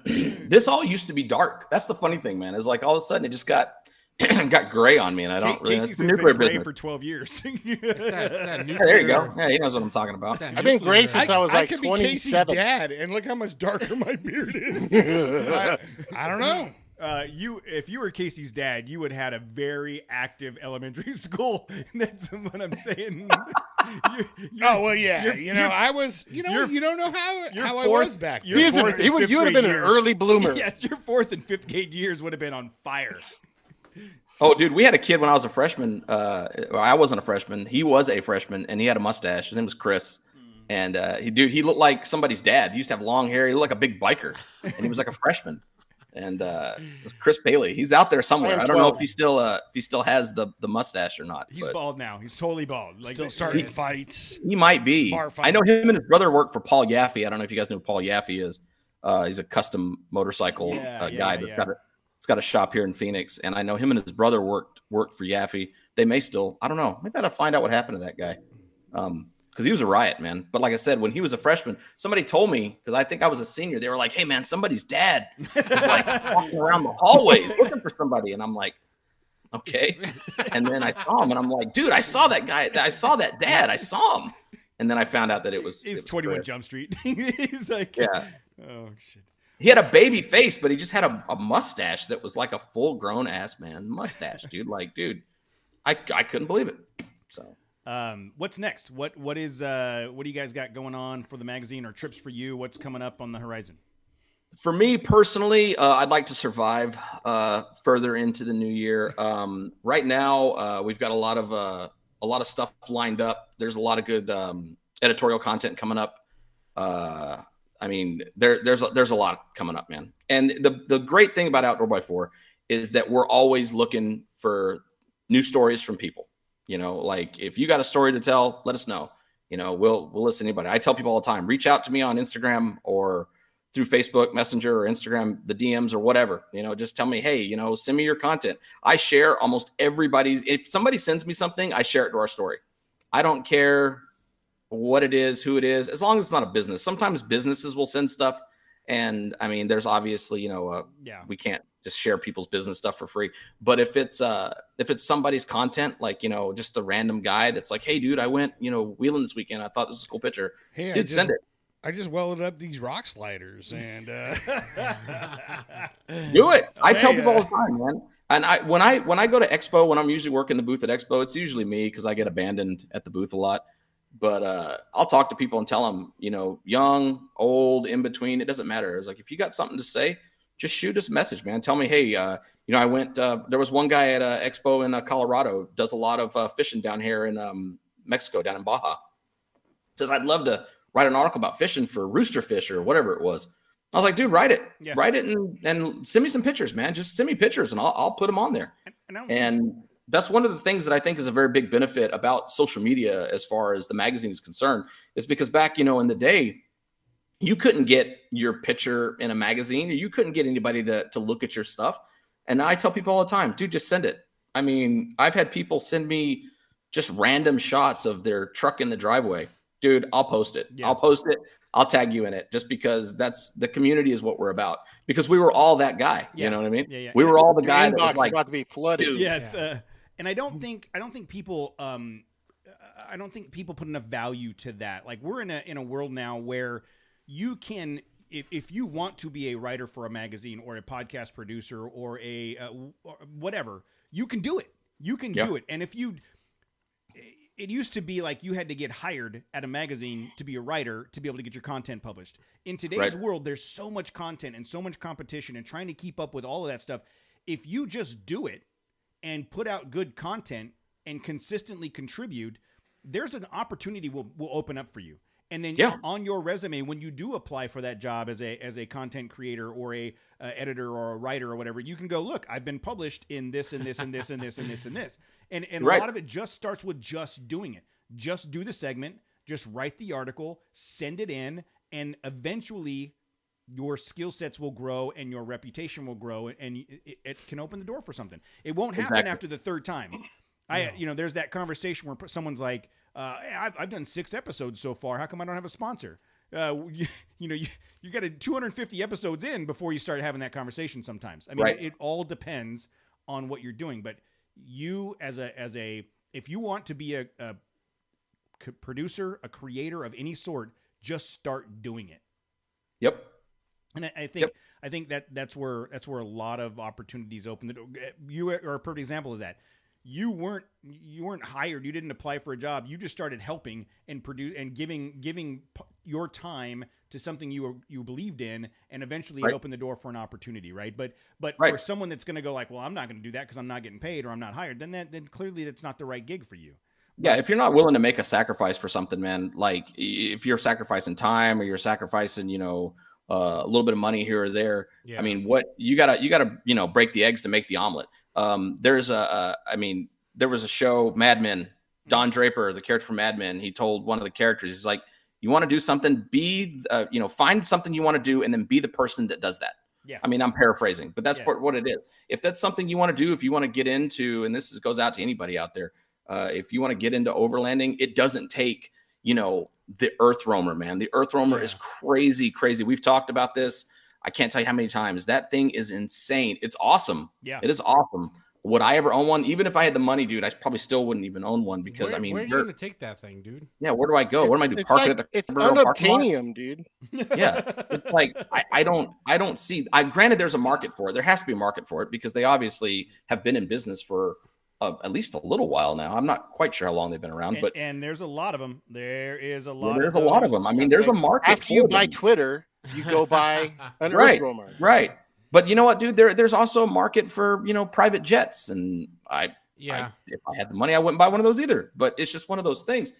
But you don't need all the gear. You don't need the rooftop tent. You don't need all the crazy stuff. All you need, man, like I always said, is that right foot and a dream, dude. Just go out there and get your gear along the way, dude. I've had so much gear over the years, dude. Stuff that was crap that I only used one time. Or stuff that was great and I used it till it wore out. And it's just one of those things, man. And obviously the older you get, you got to have stuff that you didn't have to have when you were a kid. Obviously I need some place to actually sleep. I can't sleep in the bed of a truck on a bed liner anymore. Yeah. But blanket. Yeah, just a blanket, man. I got a buddy of mine that we go camping. He still sleeps in a camp chair. He's my age. I don't know how he does it, man. I always ask him. Sometimes I sleep in a camp chair. I was like, he wraps up in a blanket and he'll literally sit by the fire in a camp chair. And I'll ask him, I'm like, dude, how do you do that? And he goes, Mexican, bro. That's all he tells me. I don't know. Dude, I'm Mexican. What's up, Jose? I couldn't sleep in a chair. His name is George. George with a J. But he will do that, man. Excuse me, sir. No, he demands. He's like, no, my name is George, man. I'm like, all right, cool. Whatever, dude. I met him years and years ago back in school. But that's what he does, man. He'll just wrap up with a blanket and he'll just be out in a chair or a hoodie. No, sir. And dude, it'll be freezing cold up on the rim in northern Arizona. And I'm like, dude, how do you do this? Mexican, bro. Mucho cervezas. Nope. What does that mean? I'm Mexican. I don't know what that means. Nope. I don't know. Yeah. Same George. He's out here. Come out here. You can ask him, man. I will. He'll tell you. I don't know what in it our is. native language. So do you have any trips at the first of the year? You going any? After the first of the year, I don't necessarily have anything. I do have to do. Unfortunately, man, I got those new Toyos. I put them on the truck. I took the truck to get aligned. And the guy at the alignment shop, I've known this particular guy for almost 30 years as well. He's like, your lower control arm bushings are shot. Ooh. So yeah, so I got new lower control arms that I got to get and some other stuff I got to get because I don't want to put any miles on the tires with funky suspension because it's not going to give them a fair run. I told John I was going to give them a fair life on them and give them a long-term review on them after I pull my camper and drive around the state with them, and I don't want to do that until it's everything's copacetic. They're fantastic. Yeah. If you start running those things on wonky suspension, they'll cup, they'll wear weird, and then everything else afterwards will be impacted by that. So, yeah. So the guy at the shop, he told me, he was like, hey man, your lower control arm bushings are torn pretty bad. And I'm like, well, that's new since I've, obviously I just put the tires on. So he's like, so if you want to get those swapped out, man, you can come back here because they don't do that work there. They just do alignments and stuff. And I'm like, all right, man, I'll get that squared away. But like I said, man, I gotta order the parts and get that out here because I don't want to drive anywhere with them on there because God knows I don't want to get 5,000-6,000 miles down the road and be like, man, these things are starting to wear funny. Yeah. It's not fair. It's not fair to Toyo. It's a great tire. I mean, we drove the hell out of them out there in California, Mhm. and I'm still impressed with the few miles I've actually driven on it. I'm impressed with how quiet it is, even on the street, man. I mean, it's a quiet tire for as aggressive as it looks. It is very quiet. Yes. So it's one of those things that I really want to take it up. We're getting snow in northern Arizona right now, so I got to get that done so I can try to go up and maybe capitalize on some of that snow and actually put them to work up there, and then bring them down here in the desert and try them out in the sand and the rocks and see what's going on. So looking forward to I it. just did some snow wheeling in them yesterday, and Did you? they performed beautifully. It's awesome. I'm sure John and all those guys at Toyo would love to hear that, man. It's a great product. I mean, I'm not, not trying to undersell it. I was very impressed when we were in Big Bear, dude. I was very impressed with how they worked and how sticky they were. Mm-hmm. That was the crazy thing to me, is just how damn sticky they are. And going back to the conversation about if you want to do it, you should do it. So if someone wanted to write an article for the Trail Chaser blog about wheeling their tires in the snow, that would be probably a cool thing to do. I wish if only somebody had that experience, you know. If only somebody, any of the other three He's somebodies just staring at this blankly table. forward, like, Oh, there It took me a second. I'm like, wait, didn't he just say? He just said that. I knew where it was going. All three of these guys Apparently, get a calendar reminder once a month to submit a blog post. I don't got any. I don't have. I know that at one point you declined it because you're like, fuck it, I'm not doing it. Declined it. What do you want me to post about? I've been working the whole time. Like, I haven't wheeled or done anything. Like, I haven't. Just send it to me again. I'll Hey, here's a again. blog post. Working sucks. Things are expensive, and gas is not cheap. Dude, There like- you What's go. gas? What's gas up there right now? How's the gas? It's under 4 It's now. actually under 4 now. It's under back, 4? Back down I'm to still normal. paying over 4. Oh, are you? Whatever. Or you're actually up in Or- Big Bear, aren't you? Yeah, Yeah. Okay. All right. Yeah, I can imagine that it's more expensive up there. Just blog 435. What should I blog about, Jose? about, like the different, job site bathrooms you frequent, dude. Oh wow, Dude, that's content is a good content. one. Okay, that's interesting. I do have a lot of experience with that. Yeah. Content is content, bro. Okay. I always tell people, I mean, if you want, like, going back to the, just get out there and do it, man. Take a bunch of pictures and tell us your story. That's what I tell people, man. I have I was doing stuff for a very short time on a motorcycle in the early 2000s, which was adventure bike now they call it. But I took a bunch of pictures, and then I wasn't smart enough to put them on some other type of storage other than the hard drive of my computer. And at the time, my hard drive decided it wanted to do its impression of a Claymore, and it blew up, and I lost all these pictures.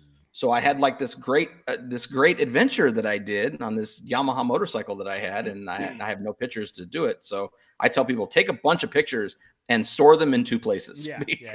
Jason, iCloud. I'm trying to recruit Jose to buy a motorcycle. He and I can solve crimes and mysteries or whatever. We'll both own motorcycles, but he's tentative about it. I'm telling you, once I sell the house, Uh-huh. we'll talk about it, dude. There's actually a Frank actually has a Himalayan from Royal Enfield that he's doing a build on right now. So that's something I don't know when that's going to be complete. Like I said, that's over with Frank in Texas. He lives in Texas, so but that's supposed to be coming up too. So that should be a pretty cool thing.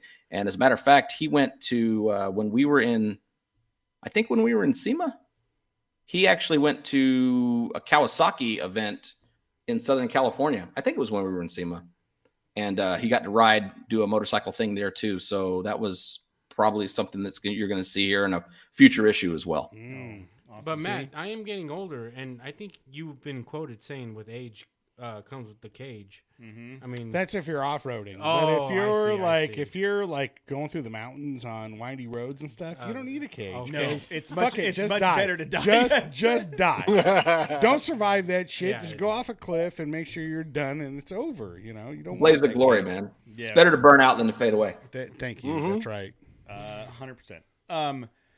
Well, dude, look, I had a great time hanging out with you in Big Bear. That was a fun day, and then getting I'm to glad, hang out man. with you again Likewise. at SEMA was a great time. This has been a lot of fun, and I feel like there is several additional episodes of the 1980s arguments Oh, about my God. movies and television. Because We didn't even get into movies like No. Big Trouble Little China. Like, that's legend. Can't Oh, say that anymore. the Pork Chop Express, Jack Yeah, Burton and the Pork Chop Express. That's He right. does that. Got the CB mic. It was a rainy night for old Jack Burton. Exactly. We need some See? campfire talk. Do Oh. you guys plan on covering the hammers at all? I don't know. I'll have to talk to Frank. the answer to that is yes. You should. The answer to that is King yes. O Hammers. And we will make sure there's a spot for you at the campsite. Awesome. That sounds rad, dude. I mean, it's a desert, so you can come if you want. Yeah, there's We'll no. just- there's we'll no just camp. let you know- it's Earth. Show up if you want to. We'll let you know where we're at. No. That's pretty much No. what that means. No, we could all just go. And Hey, you would just show up. we could just say He's like one of Jason's these guys that stands up and just waves his phone. He's like, Yeah. "Can you see the light?" Yeah. You're like, Yes. "No." Oh, we'll just keep driving. Yeah, we could when he rolls up, we're like, oh shit, Jason's here. Everybody pack up. We're moving to a different spot. I ain't packing up shit, dude. If I don't No. You think pack that's it funny? already, But that's no. happened to me before. Space-time continuum needs to be yeah. resolved. And now that fusion is a thing, we need to that needs to be factored in. So We can 100%, talk you about gotta show up. all of the above, man. We can talk right. about. I can actually send you a video that I watched recently from a physicist, a theoretical physicist that talks about, like I said, how the past and the present are happening at the exact same time. Yeah. I don't know how. right. I agree with that, though I don't understand it. That's the story of your life. That's every Hey. conversation you have with your wife. I agree with that. Yeah. I don't understand Okay. it. Whatever. Just fake it till you make it, guys. No, it was great. I'm glad. Thanks so much for having me on. Like I said, I wish Frank was here. It probably would have been a lot more informative information coming from the king himself. But like I when said, Frank feels better, we'll get him on the show and have more conversation with him about it. So Definitely, Frank, man. Frank, Definitely. I hope you're feeling better. Tony, you look amazing. Don't ever stop. Keep doing what you're doing. Can I borrow some of your jackets? and No, dude, I got Amazon. you got it locked down? Yeah, I got it locked. and Cool. Ricky Bobby, whatever that freshman's name was with the long hair and the mustache. I hope you Chris guys, Bailey. Chris Bailey. Chris, I hope you guys reconnect soon and rehash memories of your time walking down the hallway scaring kids. I feel like there's a lot of healing and growing has occurred here today, and I appreciate the time. The great thing about him is he was such a peaceful guy. Oh, like- when you look like that, of course you are. Yeah, he was just the there's no nicest. need. When I'm you- sure he is wherever when you- he's out there somewhere, and I'm when you- sure he's still a very nice, peaceful When guy. you look like this, when I was a senior in Cody high was a school, I very still angry looked person. 12, and so people still picked on me because I still looked like I was 12. Yeah, I was angry. Fortunately, I'm not angry anymore. Just ask my wife. If you have not already, go to OutdoorX4.com and use the code OX4MAG to get a subscription. I saw a bunch of people in the chat that were They bought it. that were already either doing it or spreading the code so they could get it. So Hey, Awesome. theoretically, if someone bought the subscription before the code came out, can they cancel that and then repurchase it? I mean, you can wait till it expires and then repurchase it. Who are you talking? Are we talking Somebody about actually theoretically? did it No, somebody- tonight. somebody actually bought the subscription while we were talking Before before. you five gave the minutes. discount code. Is that person? Are they in the room now? Yes. They're in the chat room right now. Yes. Okay, just tell them to reach out on. Tell them to slide into my DMs, and we'll take care of it. Hey man, I'm only gonna Yeah, show just them tell the them door, right? to drop on Instagram and just shoot me a message on I Instagram, don't know and if then I want to be the middleman in this situation. Jose's just a Transaction. messenger, man. Yeah, don't shoot the no, messenger. just right? tell them to shoot me a message on Instagram, and then we'll get it squared away. All right, no problem. Thank you, sir. all right, Yep. man. Well, hey, I appreciate your time. Great conversation. I am looking forward to a chance to hang out with you again at Hammers when you come out to California. And then Yes. we'll continue this conversation then. Other than that, Awesome, man. Like I said, thanks for having me on, dude. You guys ever come out to Arizona, man? Come on. we will. Thank you very much. You guys can stay in the cooler. I'll let you guys hang out in the cooler here. I appreciate that. Thank you, man. Have a great night. All right, you guys take care. Thanks. Thanks, man. Yep. All right, that was fantastic. We're still live, so don't say anything you don't want to go out live. Yeah, don't let all those nuclear secrets. Yeah, out. all that. I'll edit this tomorrow night in the evening, and get it published, uploaded. I'll send you an email with some of the social media properties that we use. I mean, the posts that we use to promote the show. Okay. And then it'll go out. It'll get published Thursday morning for download on Thursday morning and on all the major platforms. So Awesome. We'll work on getting that taken care of. And all seriousness, if you can come out for Hammers, let us know. We'll make sure there's a spot. When is Hammers? You know, February 2nd through the 10th. So we're planning on being out there Wednesday night. Yeah. What's this? The first. No, I thought it was earlier than that, like the 28th or 29th. I thought. No, the Hammers is the 2nd through the 11th. We're going to be out there the 8th through the. What? No. Yeah. Yeah. Is it really? Oh wow. Glad I didn't put. 8th the time. night. did you say it was 10th, the 11th, second or 12th. the 7th? It starts on the 2nd, but that's like qualifying and all Yeah. all Oh. those things. The race days, the big race days are later. Yes. next- So the we will be following there February 8, 9, 10, 8. 11, and 12. 8 through 12. week. Yeah. Well, so we'll probably go out Wednesday night, but we will be there 9, 10, 11, and 12. You guys are just camping out there? Yeah. Yeah, we just Yep. Just camping. Roughing it. Where is I might just bring my camper trailer out there. Is there a place I can park my camper trailer, or is it like all? Is it? There main- is definitely a place There's to a- camp it. yes. But you'll Park be it. riding It's a along. shit show. Yeah, you'll be riding along with somebody if we go for when we well, go for when. No, you're it's just a it's like a teardrop that you pull behind your Tacoma, right? It's a 17-foot like escape hatch. It's a box camper. It was I told you about this. It was the compromise I made with my wife Oh yes, on yes. something she Okay. could stand up in versus a teardrop. But dude, I can park it. I tow it with the Tacoma, man, so I can park so it. No, that's what we're doing this weekend. Is we're trying to find our home base Mhm. for the trip. And yeah, absolutely. You just Yeah, bring that trailer. I park would it, expect you'd be able to do that. Yeah. and then wheel around in your Tacoma. Sure. Cool. Yeah, I'll see what's up, man. I'll see what I got going on. Okay, and let us know. And then if anything comes up, just hit me up. You know how to get a hold of me. Yeah, for sure. And we'll promote the episode. Hopefully, you get a handful of new subscribers out of this. Sweet, man. Yeah. Awesome, man. I had a good time. Like I said, man, anytime you guys want me to come back on, maybe we can get Frank back on. And do you guys go to the Overland Expos at all? We try to. Yeah, I went to Pacific Northwest In spirit. for work. We have not gone to any of the other ones, but I definitely want to be at those going forward. Well, it kicks off in Flagstaff, and I'll definitely be up there at that one. So That's been our goal every Yes. year is try to make that one. Yeah, but yeah. we haven't made it happen. That's never the big seems to one. pull it off. that's the big one. But I also heard that Lodestone Events, I don't know if you know of this about those Yeah. guys or not, but they're doing they're supposed to be having another type of show coming out that's not an Overland show, but it's supposed to be still kind of outdoor. I don't know much about it. It's one of the things I heard from the grapevine. Okay. There's a California Overland Adventure show in March coming up, but I don't think that's a Lodestone event. No, I don't think so either. I think that's I don't know. Have you ever heard of Timbo Tusk? Yeah. Yeah, Jerry and those guys live in Anaheim. Yep. And how far are you guys away from there? 30 minutes. What time of day? Yeah, well, Yeah. Yeah. 30 minutes. What day? At What's 2 the o'clock in season? morning. I got a bill or a bulletin board here with a bunch of notes on it, so I'm looking around. I might end up going out there to Anaheim because it's the 10-year anniversary of the magazine.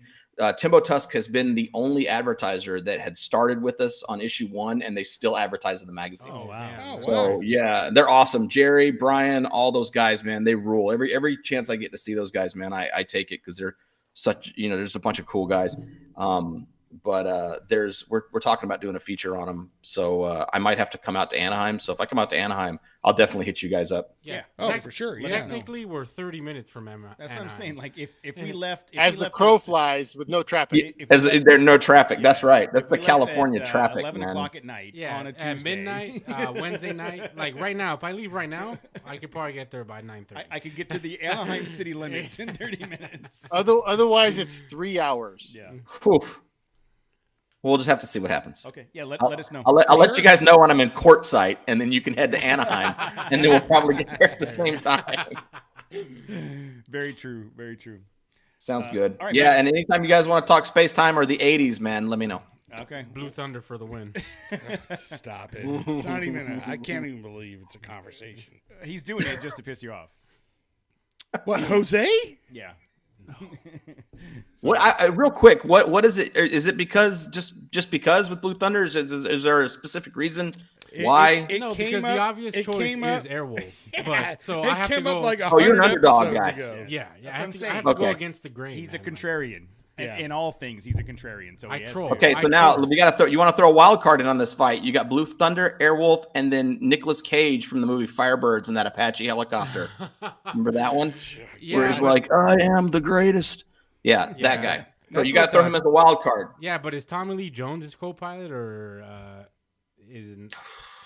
You guys have I don't just remember out that. nerded Yeah. me. Yeah. So No, man. And the entire chat room just fell off right now. Everybody. Everybody's like, "Someone said Nicolas Cage. I'm out." I'm out. Or they're all in again. Yeah. Starring Nicolas Cage as Nicolas Nicolas Cage. Cage. Nicolas Cage, baby girl. Let's go. If you want to see a great Nicolas Cage movie, it's called Jiu-Jitsu. Oh, Watch it. no. I still haven't watched it I yet. still haven't watched it. The two best ones are The Rock and Face Off.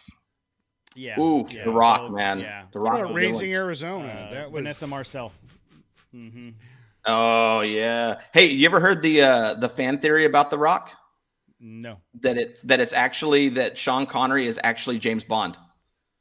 He's his James Bond character. Oh, I did hear this. Yeah. hear this. He was captured as James Bond and locked up, and then Yep. yeah. Oh, I was gonna say like, dude, is this like a prequel to James No. Bond? This 'Cause- is at the end of his career. This is the Oh, end of yeah, his career. okay. End of his and career. Yeah. He got is- mixed up and caught by the American. What about government. Moonraker and like all the 80s? Well, you those know, were whatever? new. Those were because James. The premise is that I think what they're trying to do is that James Bond is actually the code name for 007.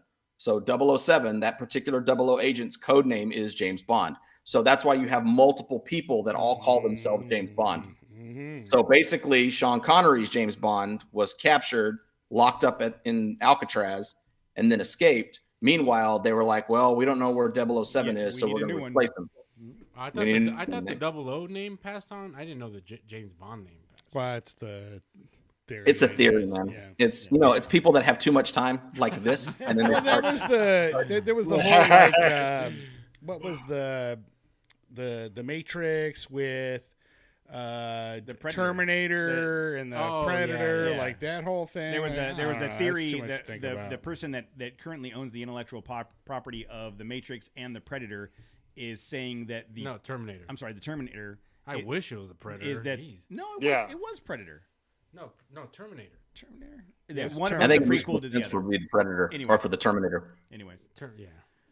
Um, Well, that's like they say Blade Runner, Aliens, and there's another movie all occur in the same universe because there's little Easter eggs. Well, mm, Predator, all of Predator and Aliens have like a. That's similar- well, that's Yeah. clear. Yeah, they made the movie.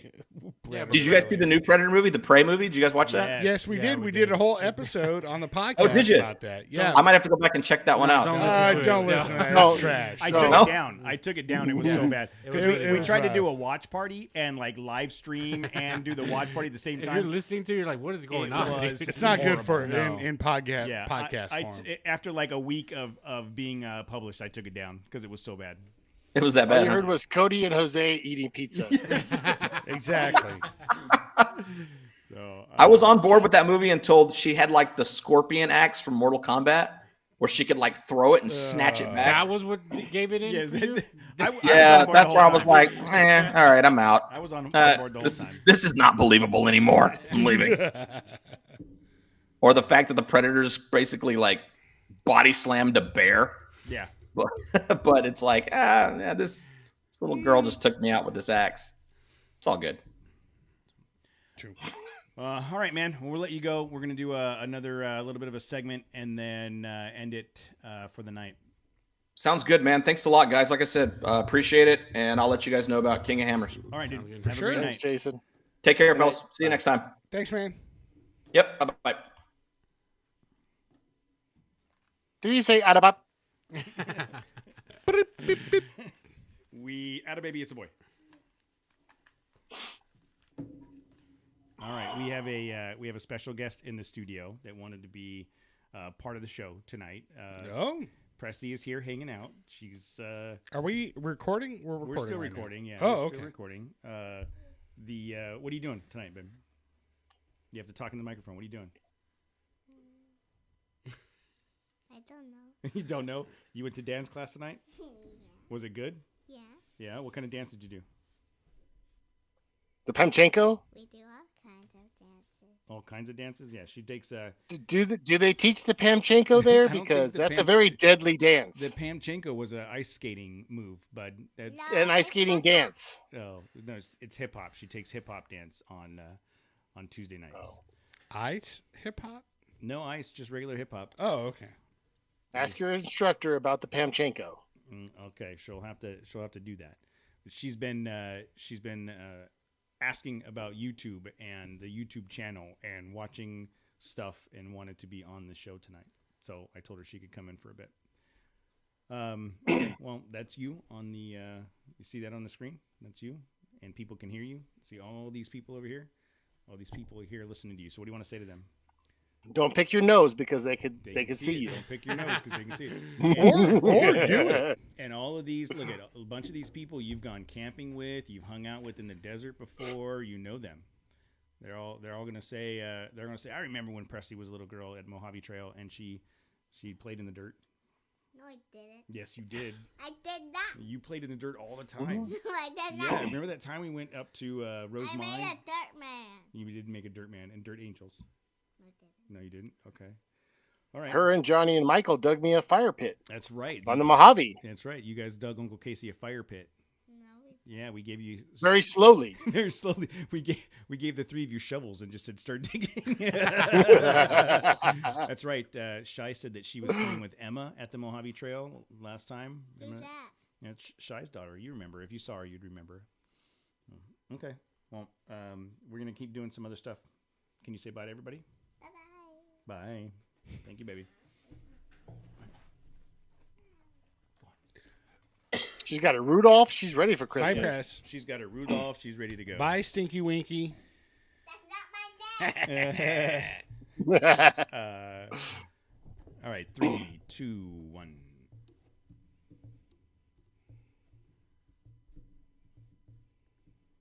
All right, thanks to Jason for coming on the show. That was a lot of fun, and again, I'm serious. I feel like we could probably sit down at a campfire with him and break. If he doesn't come to the Hammers, I'm gonna be I disappointed. hope I hope we do because I do distinctly remember having conversations with him. A couple of times at the SEMA event. He's just a fun guy to hang out with. Yep.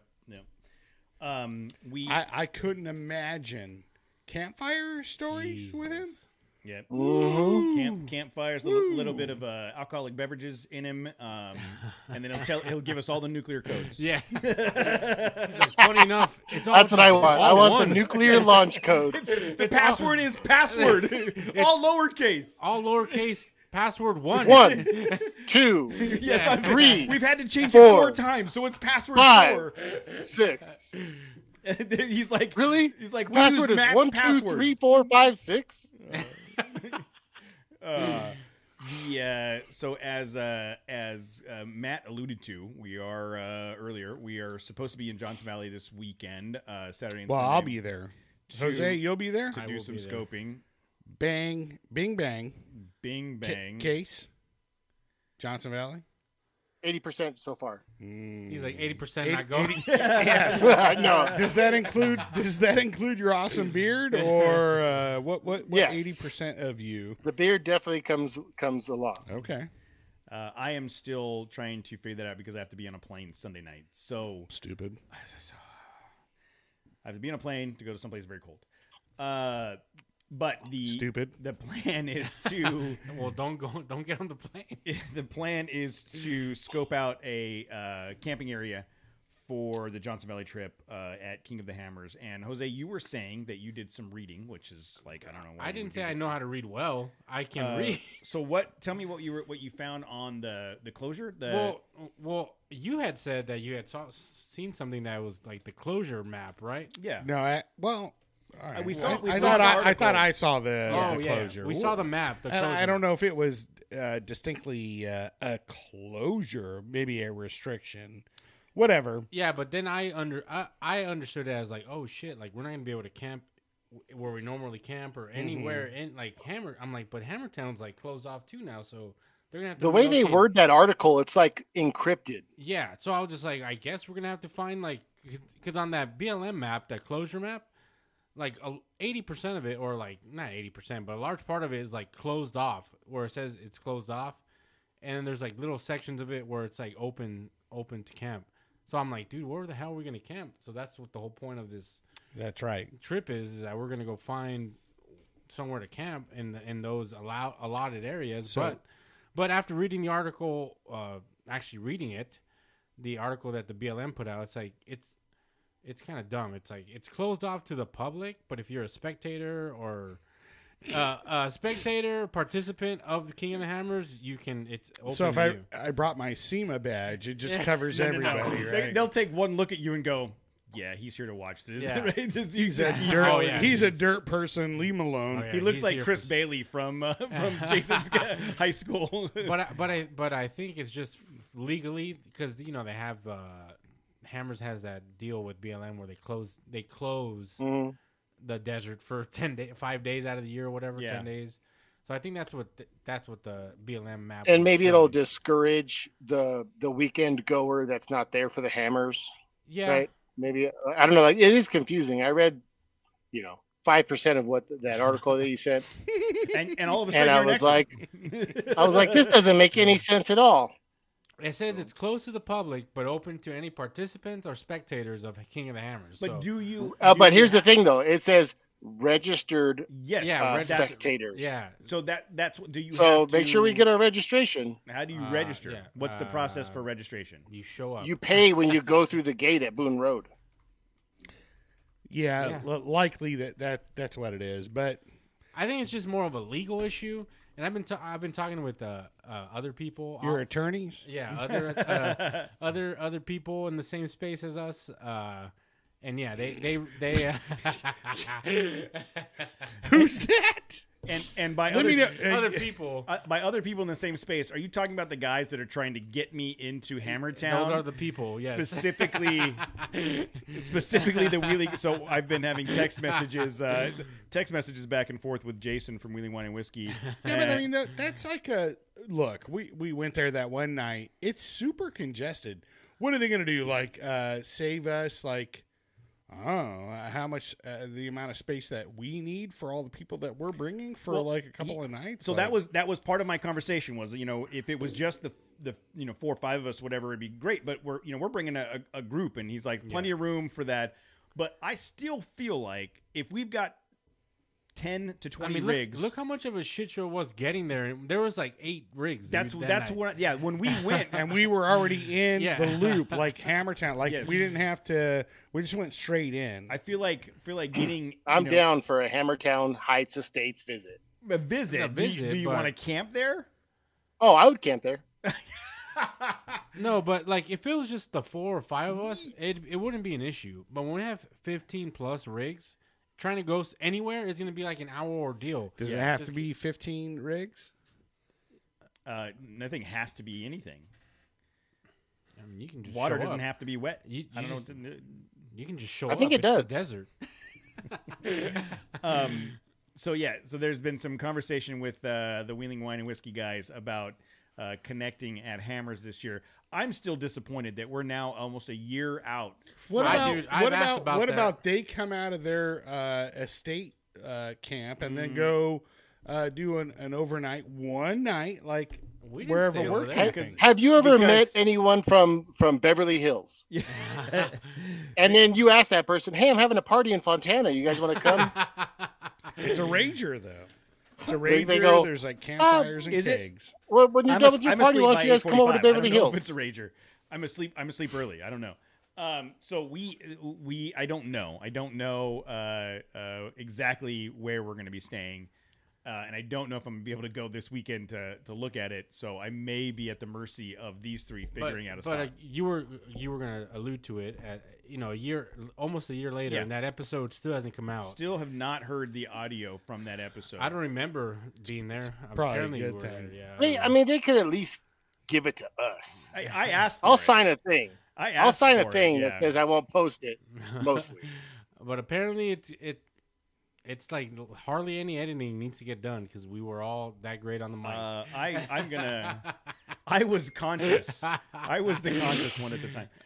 But also there has also been talk. We will collaborate again. Once again, maybe someone else will get harassed. Sexually harassed. Violated? I'm Yeah, going to record sexually- the audio this time. But yeah, we got to figure out to see if we can hook up. We can connect our two machines. Cross our streams? Yeah, we got to connect our tips. I think there's a way. You got to connect. mean, your we're tips with fusing all one kinds of like things. A Chinese finger cuffs. We're fusing like energy again nowadays. Like it's a full on thing now. It's been proven it can be done. Yeah. Yeah. Fusion. So we look. I would love to say that we have our shit together, but we don't, and it's going to come down to a last minute. It's gonna be all recorded on an iPhone. Well, no, I'm saying for people that want to participate in the King of the Hammers event, know that it's coming. You know when it's going to happen. You just be aware that we will at some point announce what our plan is and how to register for it, and then go from there. But in a real world, in a good world, I would have all that shit dialed in and ready to go now. I don't. So the reality is, don't have the bandwidth to pull that off just yet. So I'm off the entire week between Christmas and New Year's. So that's part of my plan is to work on some of that. But you mentioned, do you want to talk about what you're doing between Christmas and New Year's? Is that an official thing? Yeah, I guess. I mean, I'm not trying to keep it a secret. Well, I didn't know. Yeah, I'm driving up to Death Valley. For sure you're going to do that shit? Yeah. Damn. Yeah. Yeah. It's either I'm going 28, 20, 29, 30. Are you going, Case? No, we've been working on Joey's rig, and he was mentioning that to. Yeah, this is To not us a saying Trail that they're Chaser finally sanctioned going. event. This is a Joey and Tim sanctioned event. But anyone is willing can come along. We already have one person join the party. Mm-hmm. But yeah, it's not like It's the 28th through what? 28, 29, 30. Wednesday, Thursday, Friday. Okay. Yeah, we're going to head up to Death Valley. Did right? Nicole just get here right now? Yeah.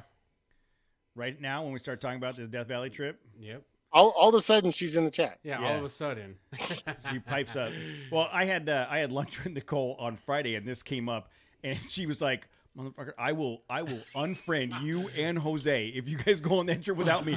And I was like, I don't even think I'm going.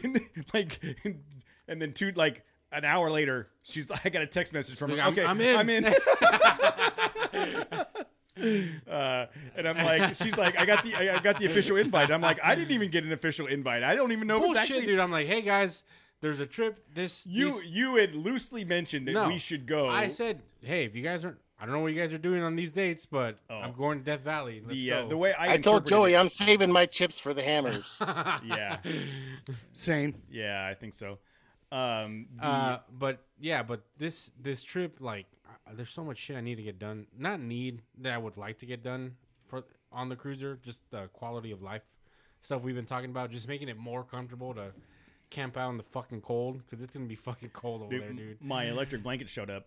I haven't tested it yet. I gotta go take it out of the truck and test it. But Well, I don't have a battery pack or like a outlet in my truck for a battery. yeah, I don't have a power solution for a battery or for an electric blanket. So yeah. that's my issue with that shit. So I'm just gonna have to carry extra blankets. Casey, did you watch that video I sent you about that Ryobi power pack thing? I Apparently don't know not. that you sent me a video about I it. did. I don't know if that's the right one, but there's a bunch of those. That one you described last week Yeah, I watched a for like $1,000.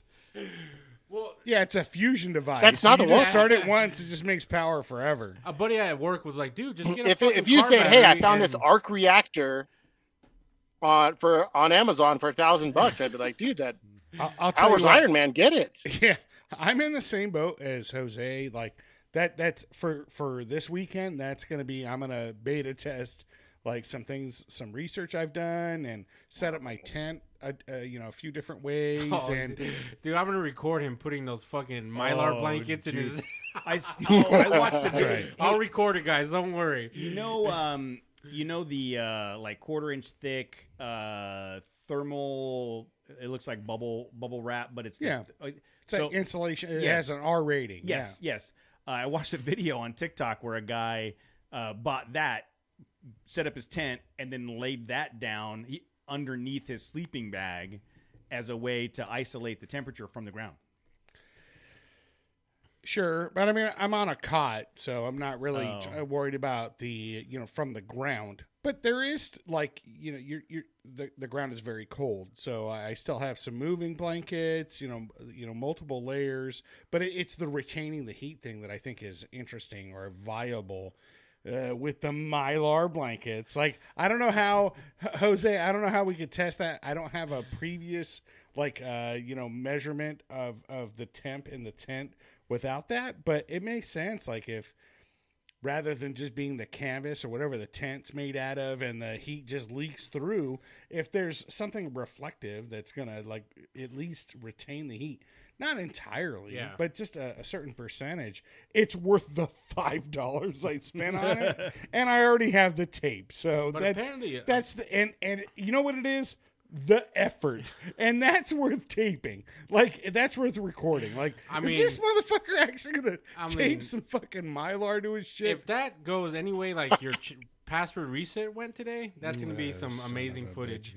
Like passwords, that's my Achilles heel. Like if you guys ever want to bring me down, You know what? You just know keep what my changing Achilles heel is? passwords. You My don't have- actual you- I'll yeah. fucking I will snap. No, but I guess like an old like camping pro tip was moving blanket on top of your tent, like putting to keep the insulation. Yeah, I know, but you still have to have like ventilation through the tent, otherwise it Yeah, sweats. but you're not trying to insulate. Yeah, it, you but cause just put- condensation. Yeah, but I mean, if you just put one blanket, it's not gonna cover the whole tent. Just get some of this stuff here, $50. Get some of this reflective, this our water resistant. $5. I bought like 40 square feet of Mylar. It was like nothing on Amazon. Like if I have to clip it, I don't know how it's gonna work. Maybe you know what? Maybe I will tape it over the top. I have a bunch Like, of who those gives a spring shit? clips. Yeah, I got a ton of those too. I don't know how it's again, whatever. But this is a this weekend is a test. I can't when I think about waking up 18 degrees and all like leftover water bottles from the night all before, frozen and they're all shit. fucking frozen, and I'm like, God damn it, dude! I do not look forward to that. And I had just bought I don't want to name the brand, but I bought a sleeping bag that was like 0 degree, and the goddamn zipper broke. The fucking look, man. I don't know what it is with me and zippers. But now that sleeping bag, it's just a blanket I'm gonna lay over the boys, when they're in their Does bags it and rhyme whatever. with Holman? That No. company? No, actually, Coleman stuff I've had 0 issues with. The Coleman bag I've had for 4 or 5 years now, I'm still using. The That Coleman pop-up one? That the Coleman tent I am still using. The Coleman stuff I will swear by. Like, and I'm brutal with zippers. But this specific rhymes with Teton. Like it's a Teton fucking bag, man. I don't know. I bought it on Amazon, and I almost bought it again. I'm like, literally a couple of days ago. I'm like, this sounds familiar. This is like a really, yeah, this seems really familiar. And I went back and I'm like, this is the fucking bag I bought last year. Like, and I don't know. It from my cart. I bought a negative 10-degree sleeping bag from Amazon recently. I don't know what brand it is, but it was very inexpensive for a negative 10-degree. So I don't have high expectations for. I don't know, man. My sleeping bag I got from Big Five on sale for like $40, and It was what's the don't rating? even What's the remember temp who- rating though? I was like 25. Oh, okay. I have the bag I've been using, the Coleman bag I've been using for 5 years, is like a 30-degree bag. That's the one I have too. It's like a 30-degree, but And I don't think it's a bad bag. I'm just looking for like more warmth. yeah, like a 0 degree. Well, dude, I put on sweats and I have a sweatshirt on. And yeah. Sleep in your snowboarding I, gear, I, bro. I stay pretty good. Yeah, sleep in your snowboarding gear. That's what I do. It works. So winter's coming up. The winter trip's coming up, and we will keep you guys. I mean, informed. winter's here, bro. Winter's here, dude. How many inches of snow? How many inches is it, Casey? How many inches you get? Like How much can you take? 4 inches? That's all. That's not that big. Yeah, we got like 4 inches. It looks so. Tell me quickly about your snow run. It looks like you went and did some snow wheeling. Yeah, it was just like an impromptu. Hey, let's do some snow wheeling, and so we went and did Vomit Canyon, but I was thinking I kind of want to change the name to like Hurl Creek or something. I just think it's because it's actually across from the Holcomb Creek Trail. Okay. I think Hurl Creek. All right. Look. Yeah, I'm we good did. with it. We meant to take the 2 and 13 like towards Butter Peak, but the gate was closed. I was like, well, let's just go this way. And on 3 and 14 on the main road, it had clearly had been traffic, so it was just like choppy and it was still fun. But when we got to Hurl Creek, it was fresh tracks the whole way, Really? all the way to 3 and 16, which was, I think that's the first time I've ever done like broke trail through the snow. You know, those tires, they're not 3-peak rated. I'm gonna put my own fucking 3-peak rating on them Might want to because get that check, dude. You got 3 peaks. I mean, it's outstanding. I have more video and stuff like that to post, but You posted a It's photo fun. that like everybody was like, "Oh my god!" Even I was like, Yeah. "Is that your truck? Well, That looks amazing." yes, dude. he posted a What picture. filter did you put on that? Yeah, Like, he posted a picture on, Zen edited like the sky a little bit. and he posted a picture and said that sometimes his truck gives him a boner. And my wife responded, "Okay, gross." Yeah, Like I said, and you my might wife wanna- said you that's might a wanna little get that check. inappropriate. would you be on Yeah. the bottom with your truck or on top with your truck? Would you roll your truck over? I mean, and go to can we switch town? off Or or? would you, okay, I don't know. I just thinking about it, like Yeah, those are. maybe it's not Um, gross. It could be a beautiful But thing. dude, I know like, and even Kevin Jones like made the remark like, what happened to the motto? You know, like snow on the ground, turn around. Well, for starters, there's fucking snow everywhere, so there's no turning around.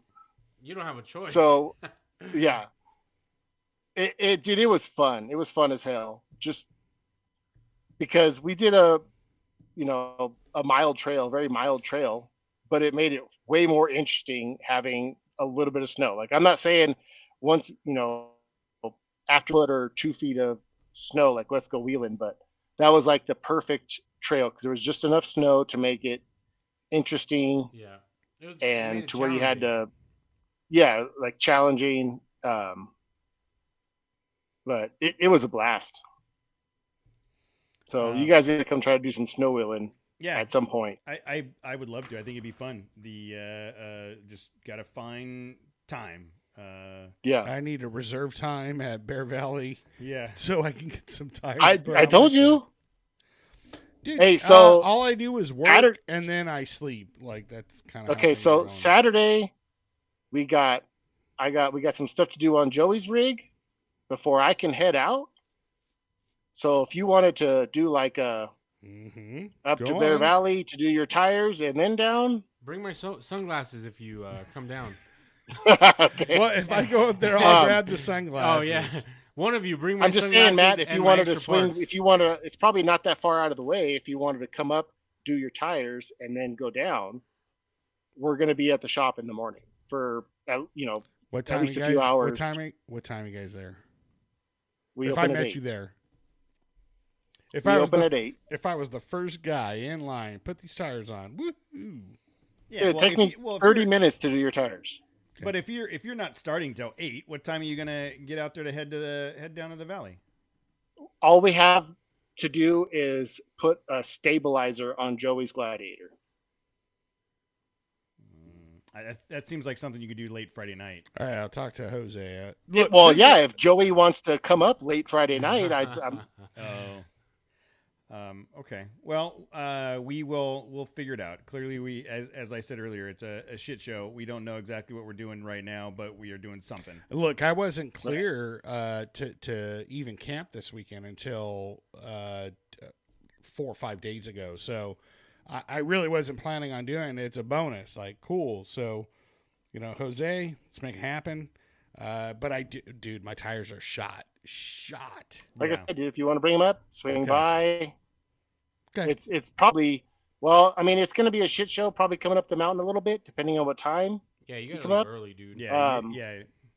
There's no reason why it's a Saturday. There's no reason why I can't go in early if you wanted to do that. So Okay, we can we'll figure it out. Yeah. talk offline. Yeah, I and- was gonna say I don't think anybody else needs to listen to that. All right. Well, hey, we are done for the night. Thanks so much to Jason for hanging out with us, and thank you for those in the chat room that were lively tonight. And we will talk to you guys next week. Later, skaters. Peace. Ugh.